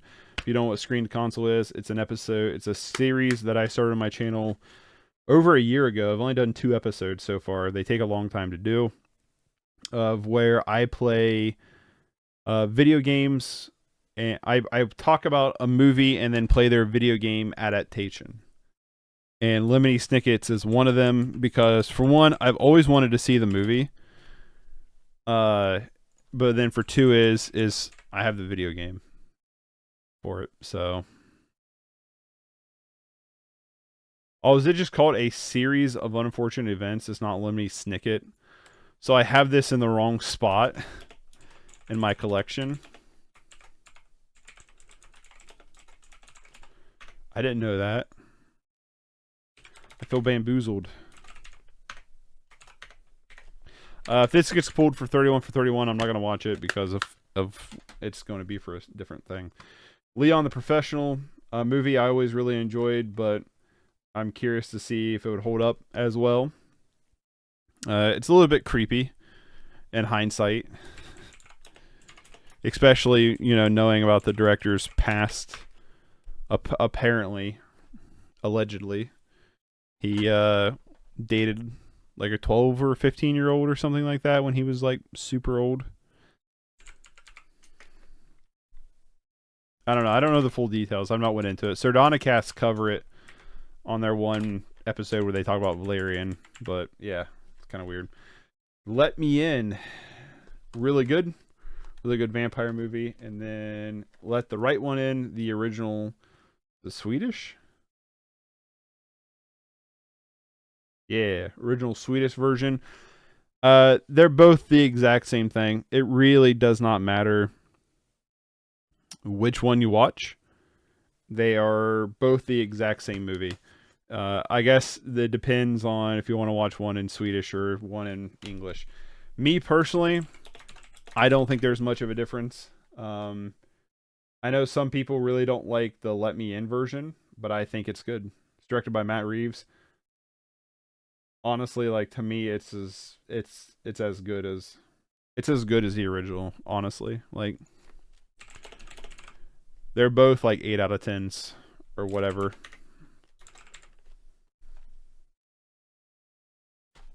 I think this is a 2-disc, even though 1 disc is only for digital. Yeah. Remember when they used to give digitals on a disc? That would like let you download. It's so weird.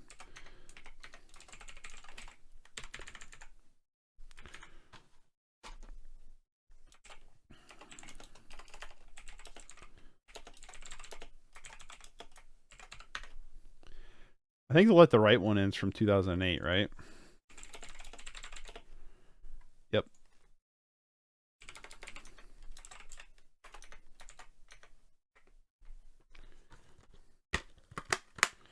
All right, Letter Never Sent, Criterion release. I have not seen yet. I need to at some point. 1959. I've heard good things about it, just haven't watched it.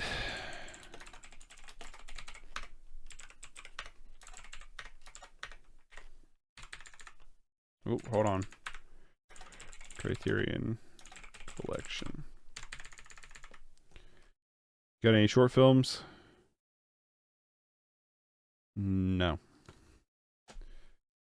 Leviathan. Covered this one over the past 31 for 31. It was in my top 5 at the end of the season, if you will. This movie is really, really good. It's a really, really brutal movie. It's very heavily based on the Book of Job, if you've not seen that, and Harvin Heemeyer's Killdozer. Very interesting influences of choices. Really good movie. Beautifully directed. Great performances. Super recommend Leviathan. 9 out of 10. Life After Beth. I haven't seen this one since theaters, and I would not mind rewatching it. I've always remembered that it was like pretty funny and pretty enjoyable. I remember there being some moments that really like made me just like burst out with laughter. So yeah, I wouldn't mind watching it. Interesting. It's a A24 film from 2013. It's got to be like in their early catalog, right?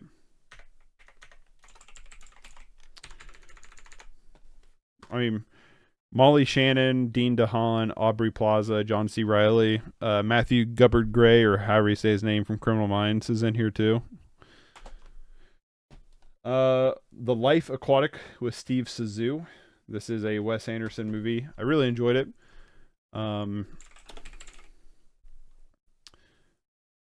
so it's the full title.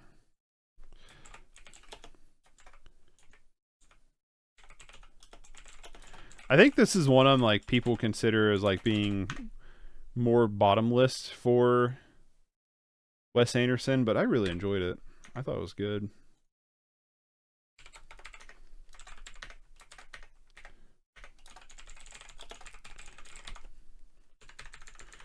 There's a good chance there's a short film on this one, though. Is there a short film on Life After Beth? No.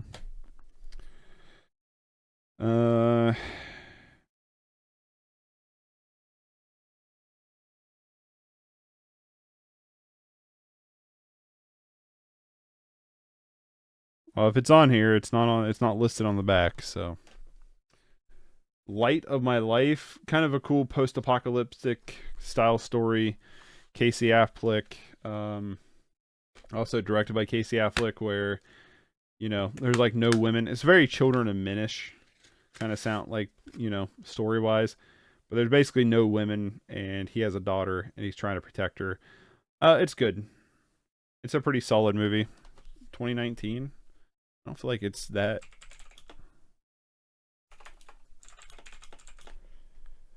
Yeah, okay.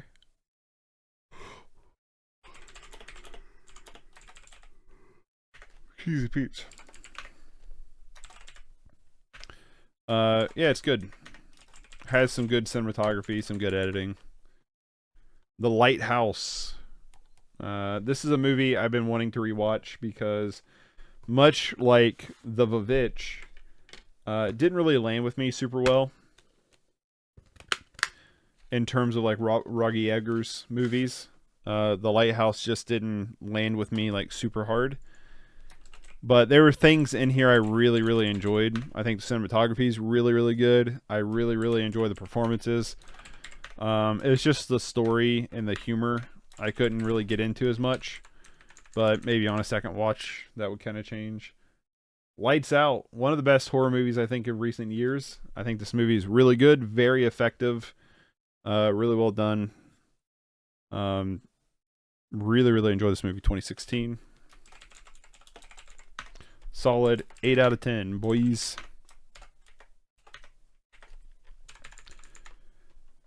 The Lilo and Stitch 2 movie collection. Huge Lilo and Stitch fan. Uh, love Lilo and Stitch. Don't have a lot to say outside of that. I've seen I've seen like all the Lilo and Stitch movies. Um,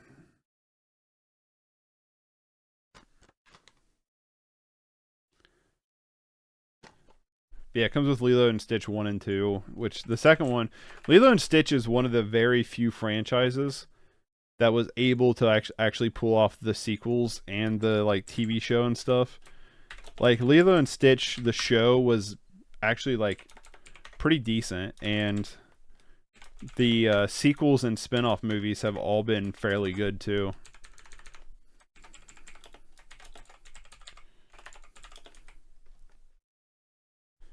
It's kind of surprising. Is it just Stitch 2? No, it's Lilo and Stitch 2.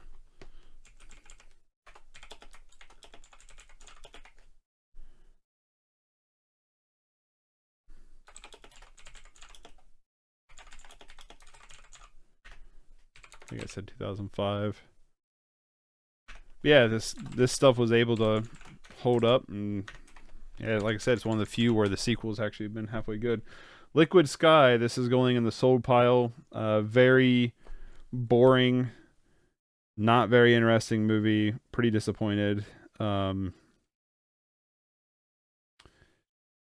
I don't know. I thought this would be really interesting. It's about like a nymphomaniac when aliens come and like want to possess her body and stuff, and it's just so boring. It's not very good. This one's going to be sold though.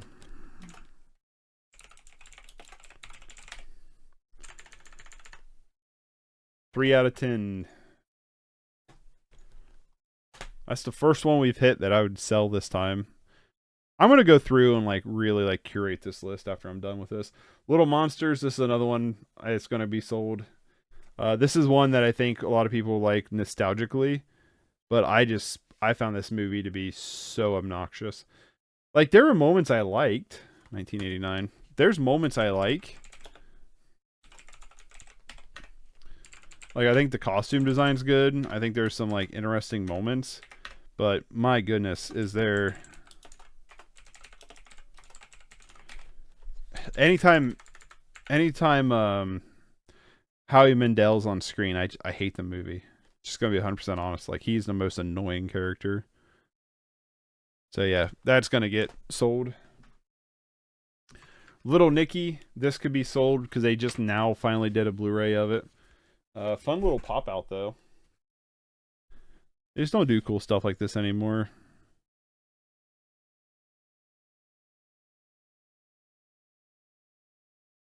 This came with script to screen built into the CD. If you play this on a PC, you have following options: play movie, script to screen, read the screenplay or the film while watching the scene in the film, or original website. You can go to the original website.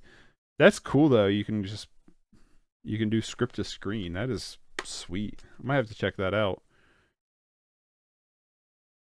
Yeah, Little Nicky's fun. Kind of like a nostalgia movie for me. My wife also really likes this movie a lot too. 2000.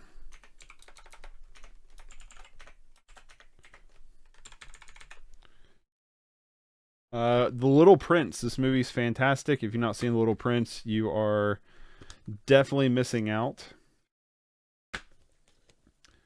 Little Prince is really good. Really enjoy it. No special features. Very cute, but also very emotional movie, by the way. Just in case you go into this one, like, be prepared, I guess. Like, it's not devastatingly sad, but you might tear up. Little Shop of Horrors, a movie my wife really likes. It was okay. I'm not like the hugest on musicals, but I did find this one to be kind of enjoyable because it's kind of like a weird B movie at the same time. I think the steelbook to this is just really sweet. This director's cut. I think the steelbook to this is just wickedly awesome looking. I know it's FYE exclusive Steelbook, but it doesn't matter that much. I'm just gonna write Steelbook.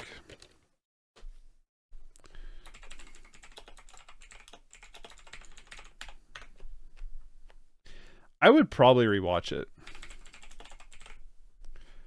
which I can't say for much more musicals. I can't say that for a lot of other musicals.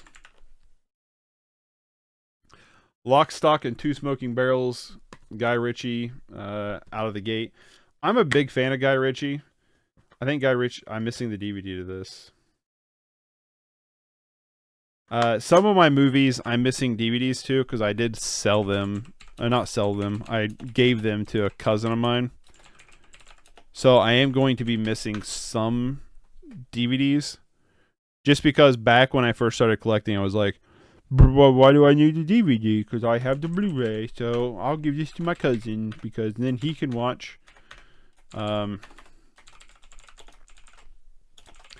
he can watch these movies as well. And then it's like the collectors in me, like, well, you just broke up your collection, so thanks.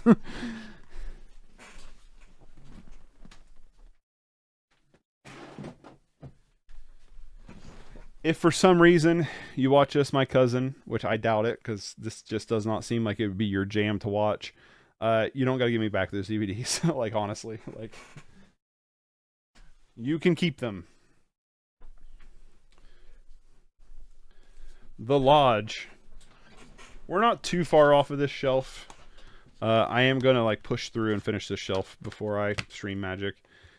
Found this at a pawn shop like pretty recently after this movie released on Blu-ray for $2. And I was like, hell yeah, this movie is really good. It got an honorable mention for my best of 2020 list. If you've not seen it, it is pretty good and it's kind of trippy. Logan, fantastic movie. Probably one of my favorite superhero movies. This is the cool 3-disc set where you can watch Logan Noir, where it's just the Logan but in black and white. Cool stuff though. Honestly, like it's a cool thing to have.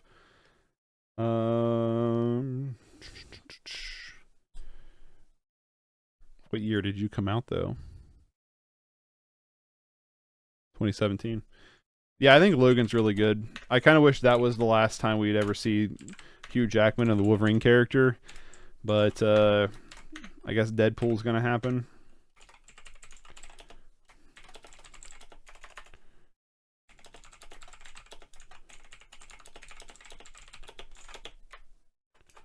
All right, did I spell version right? I don't feel like I did.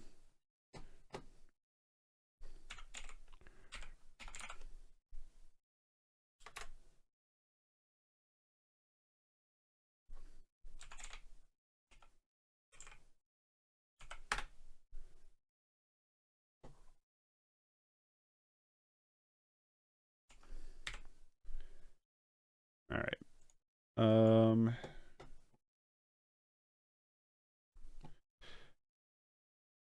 Oh shit. Hold on. What'd I do? Wrong thing. Let me close this out before I start.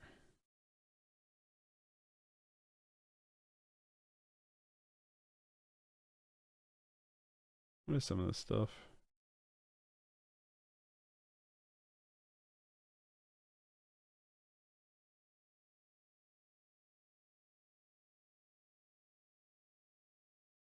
All right.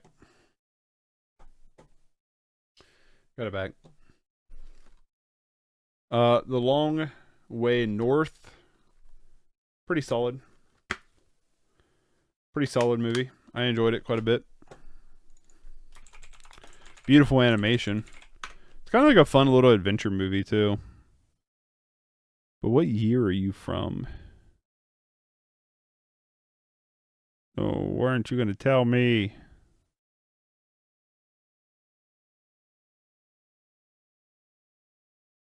All right.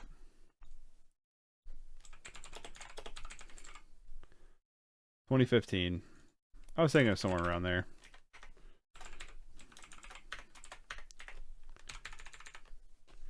The Longest Day. Haven't haven't seen this one in a while. Have I seen John Wayne, right?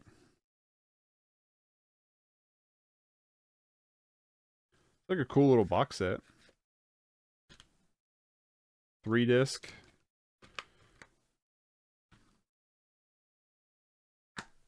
I think I've seen this.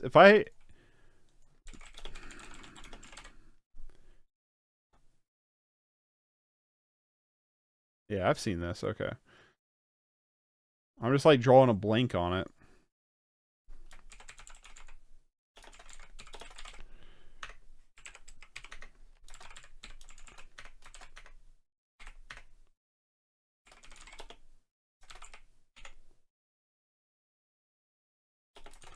I don't know, with box cover, I guess. I don't know what you'd label that as. Lord of the Rings 3 film collection. I would not mind getting the extended editions at some point. That'd be kind of cute. Oh, you suck. Why can't you just have...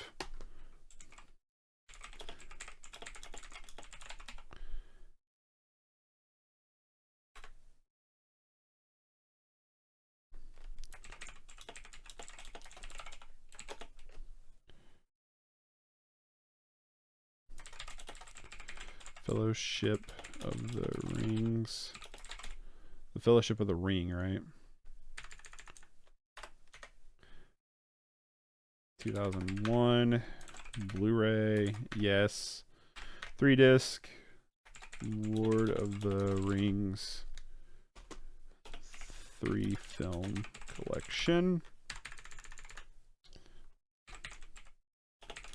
The Rings. 2 Towers, right? Yeah, 2 Towers.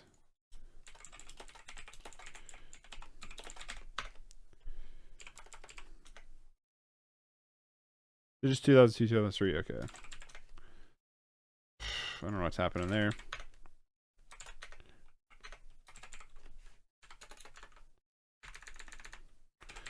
Lord of the Rings.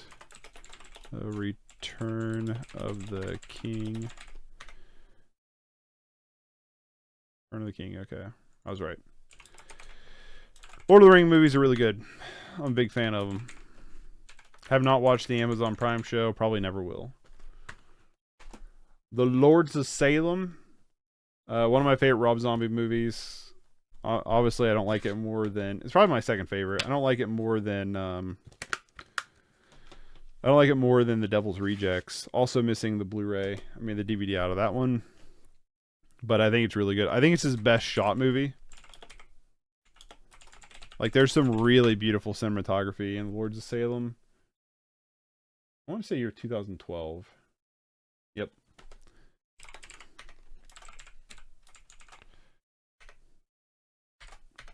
The reason why I'm still writing Blu-ray DVD is because it's supposed to have it.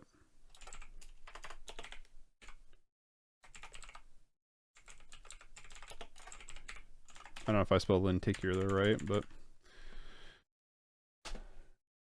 The Lost Boys, the OG Lost Boys, a movie I would definitely like to rewatch. It's been a while since I've seen this.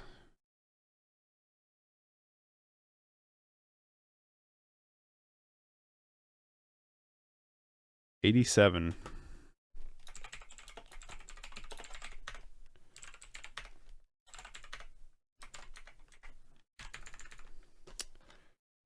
The Lost City of Z needs a replacement case, or at least cleaned up. There's shitty stickers all over it. I did buy this used from a Half Price Books for pretty cheap. It's worth noting that the Broad Green Pictures label is out of business, so those movies are out of print. So if you're a fan of some of the movies they put out, like The Lost City of Z, Neon Demon, other movies of theirs I can't think of, then you might want to jump on it. I think The Lost City of Z, though, is absolutely fantastic. I think this movie is really, really good. Kind of underrated. 2016, right? Definitely recommend it.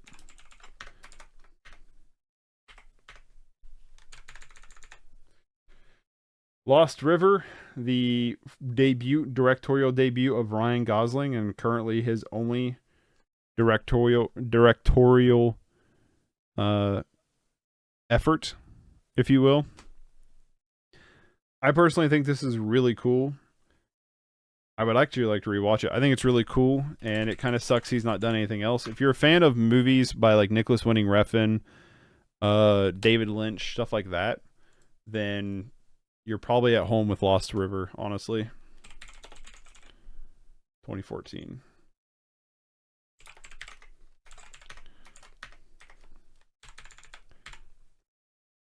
Lost in Translation, really, really good. Finally watched this for 31 for 31 this year, and I thought it was absolutely fantastic.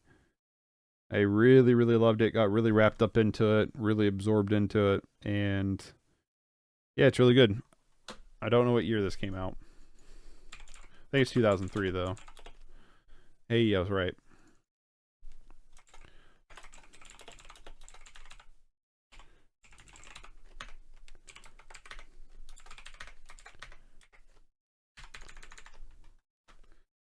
Love and Mercy. This is a movie about the Beach Boys. It's a biopic about the Beach Boys, not the Beastie Boys, and it's pretty good. I remember really liking it when I watched it, but I've had zero interest in rewatching it. So that might say something. 2015.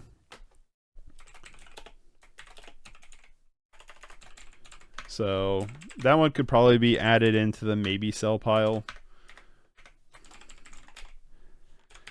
Yeah, like I said, I remember really liking it when I watched it, but I've had no desire to rewatch it. So, Love and Monsters, pretty good. This is by the same director of The Five Fingers of Marseille, or however you say that. It's from 2020.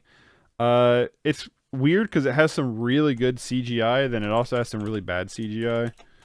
But overall, like, it's a pretty solid movie that has a pretty bad ending. I think that really kind of brings the whole thing down a little bit. I don't know. The ending just felt like such an uninteresting way to go with it. But I think it's pretty decent. I would probably... I don't know if I'd watch it again. That one could probably get a maybe sell, but I would probably watch it again, maybe. Love and Saucers. One of the first movies I covered on my short reviews. This is a movie about a man who claims to have lost his virginity to aliens and how they come and visit him. It's a very strange story that is pretty interesting. This is a very short movie, coming in at 65 minutes. So it's a very short documentary from Terror Vision. Love and Saucers. What year did you come out? 2017. So pretty interesting little movie.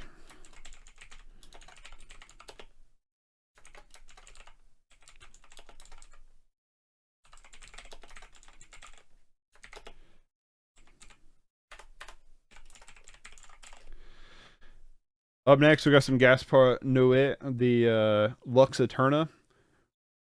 Not my favorite thing he's done, but you got to understand what this is. This is not a, in my opinion, this is not a real short film, like a shorter movie. I think this movie's like barely an hour, right? 51 minutes. This isn't like a real, in my opinion, like this is a movie, right? To me, this is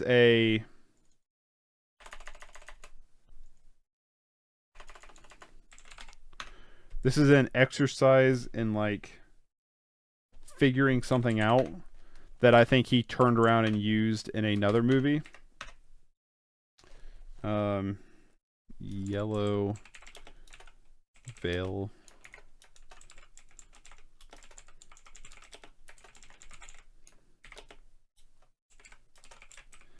That he used in another movie that we'll talk about when we get to it, called Vortex. This did come with short films, though, that I need to look up. Came with Forum. That's not by Gaspar Noé.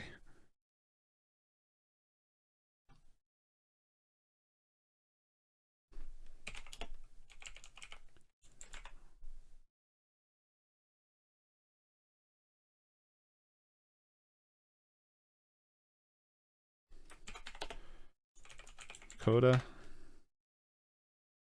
1963. On Lux. Trying to release.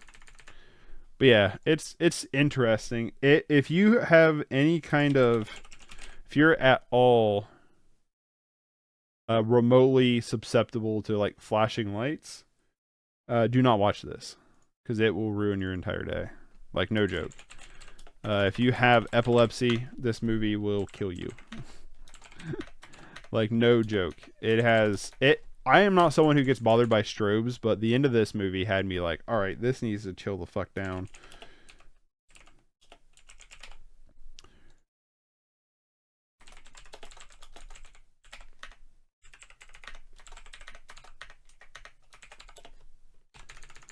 And last but not least, inauguration of the Pleasure Dome.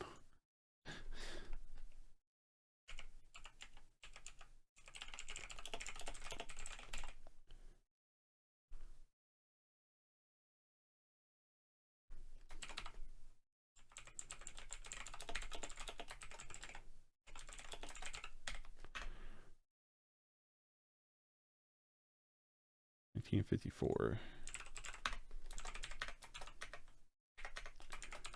All right. Boom.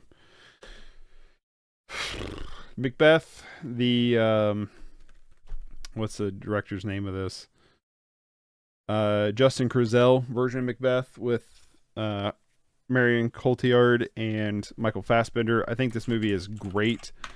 I think Justin Kurzel is a fantastic director who doesn't get enough credit, and I'm a huge fan of his work.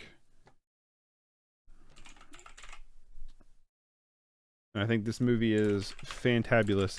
The only thing that would like really I think turn people off is the fact it's all told in like Shakespearean. So there's that. Machete, the good one. I think Machete 1 is really good, really fun. We'll talk about Machete Kills here in a minute. But is this the disc digital copy too? Because there's definitely two. Yep. I'm going to say because there's definitely two copies of the movie in here. I think this is from 2010. Yep.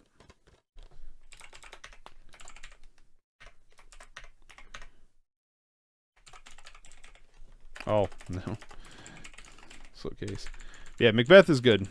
If you're not afraid of Shakespearean speak, check Macbeth out. Last little pile here, and then I'm going to bounce for like 15 minutes and then jump on Magic. Machete Kills with Slipcase. So I drop it. This wasn't as good as the first, in my opinion. And I don't think we're ever going to get Machete Kills in space, unfortunately.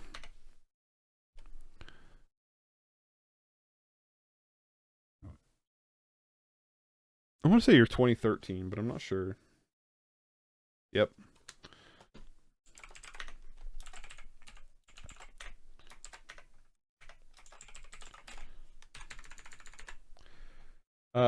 The Machine Girl remix. This is a movie that it falls in line with like Tokyo Gore Police, that J exploitation, really over the top, crazy nonsense, and yeah, it's like it's fairly fun. I also have Rise of the Machine Girls. Is this Machine Girl Light? Yeah, okay. Shyness Machine Girls, what they changed it to.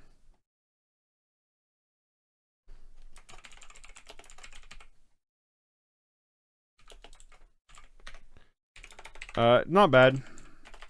This has a Blu-ray, but I'm also like, I've been kind of in the same boat with it.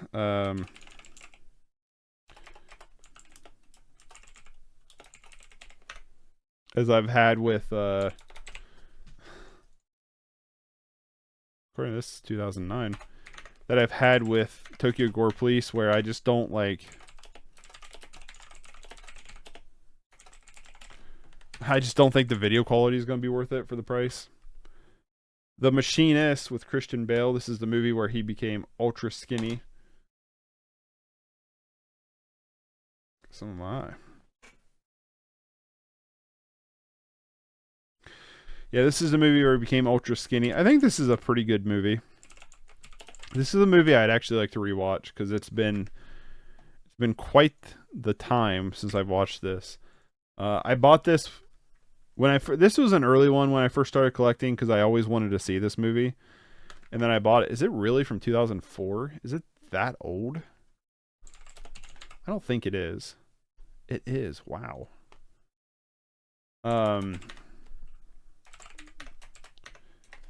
I bought it like way back when I first got into collecting because I always wanted to see it, and I watched it then, and I haven't rewatched it since. But I would like to actually watch it. Mad Dog Morgan, pretty good. Did a short review of this. This is the Indicator release.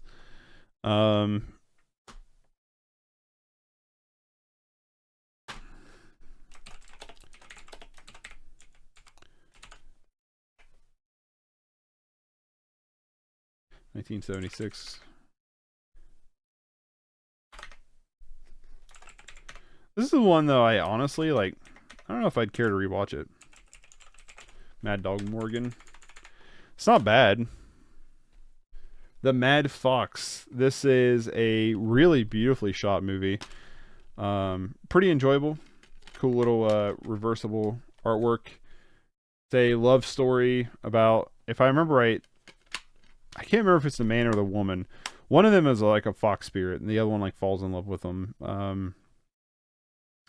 But it has just some beautiful cinematography. Really cool like set pieces. Like in terms of like how things like move. Like there's like a scene where the entire stage around them like collapses and stuff, and they like move around. Really, Arrow? You couldn't give me. Wait, is that it down there? 1962. Where like the whole thing collapses and like moves around and stuff. I don't know. It's really cool. Arrow Academy release. All right, I'm going to set these back. We have 3 left.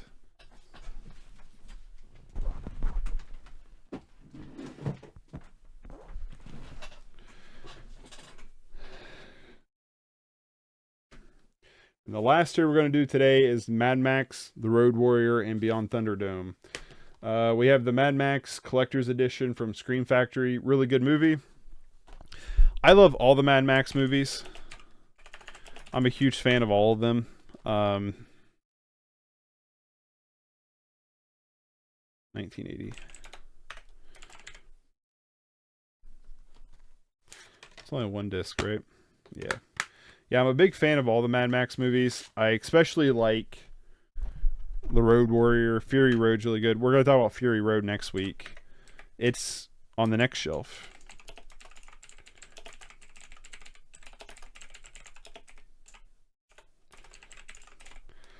But yeah, good stuff. Just really, really love Mad Max.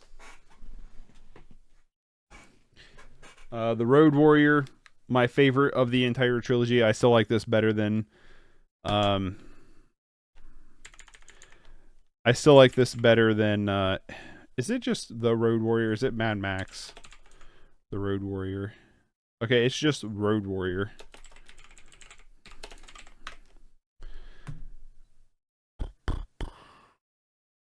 $1981.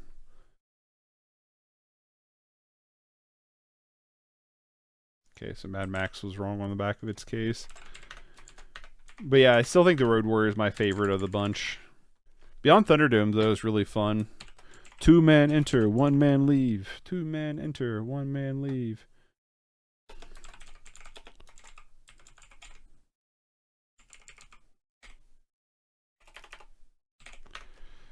What year were you? 85. All right, so yeah, that's been this one. Hope you guys enjoyed it. If you want to catch any of these live or watch this on YouTube, you can head to twitch.tv/nimix/. Follow me there, turn the bell notification to be notified anytime I go live. If you want to catch these on YouTube, these will be uploaded a week behind on my second, or the LR Smith channel, my channel. That's not the gaming channel. So hope y'all enjoy. I will catch y'all in the next one. Bye, everybody.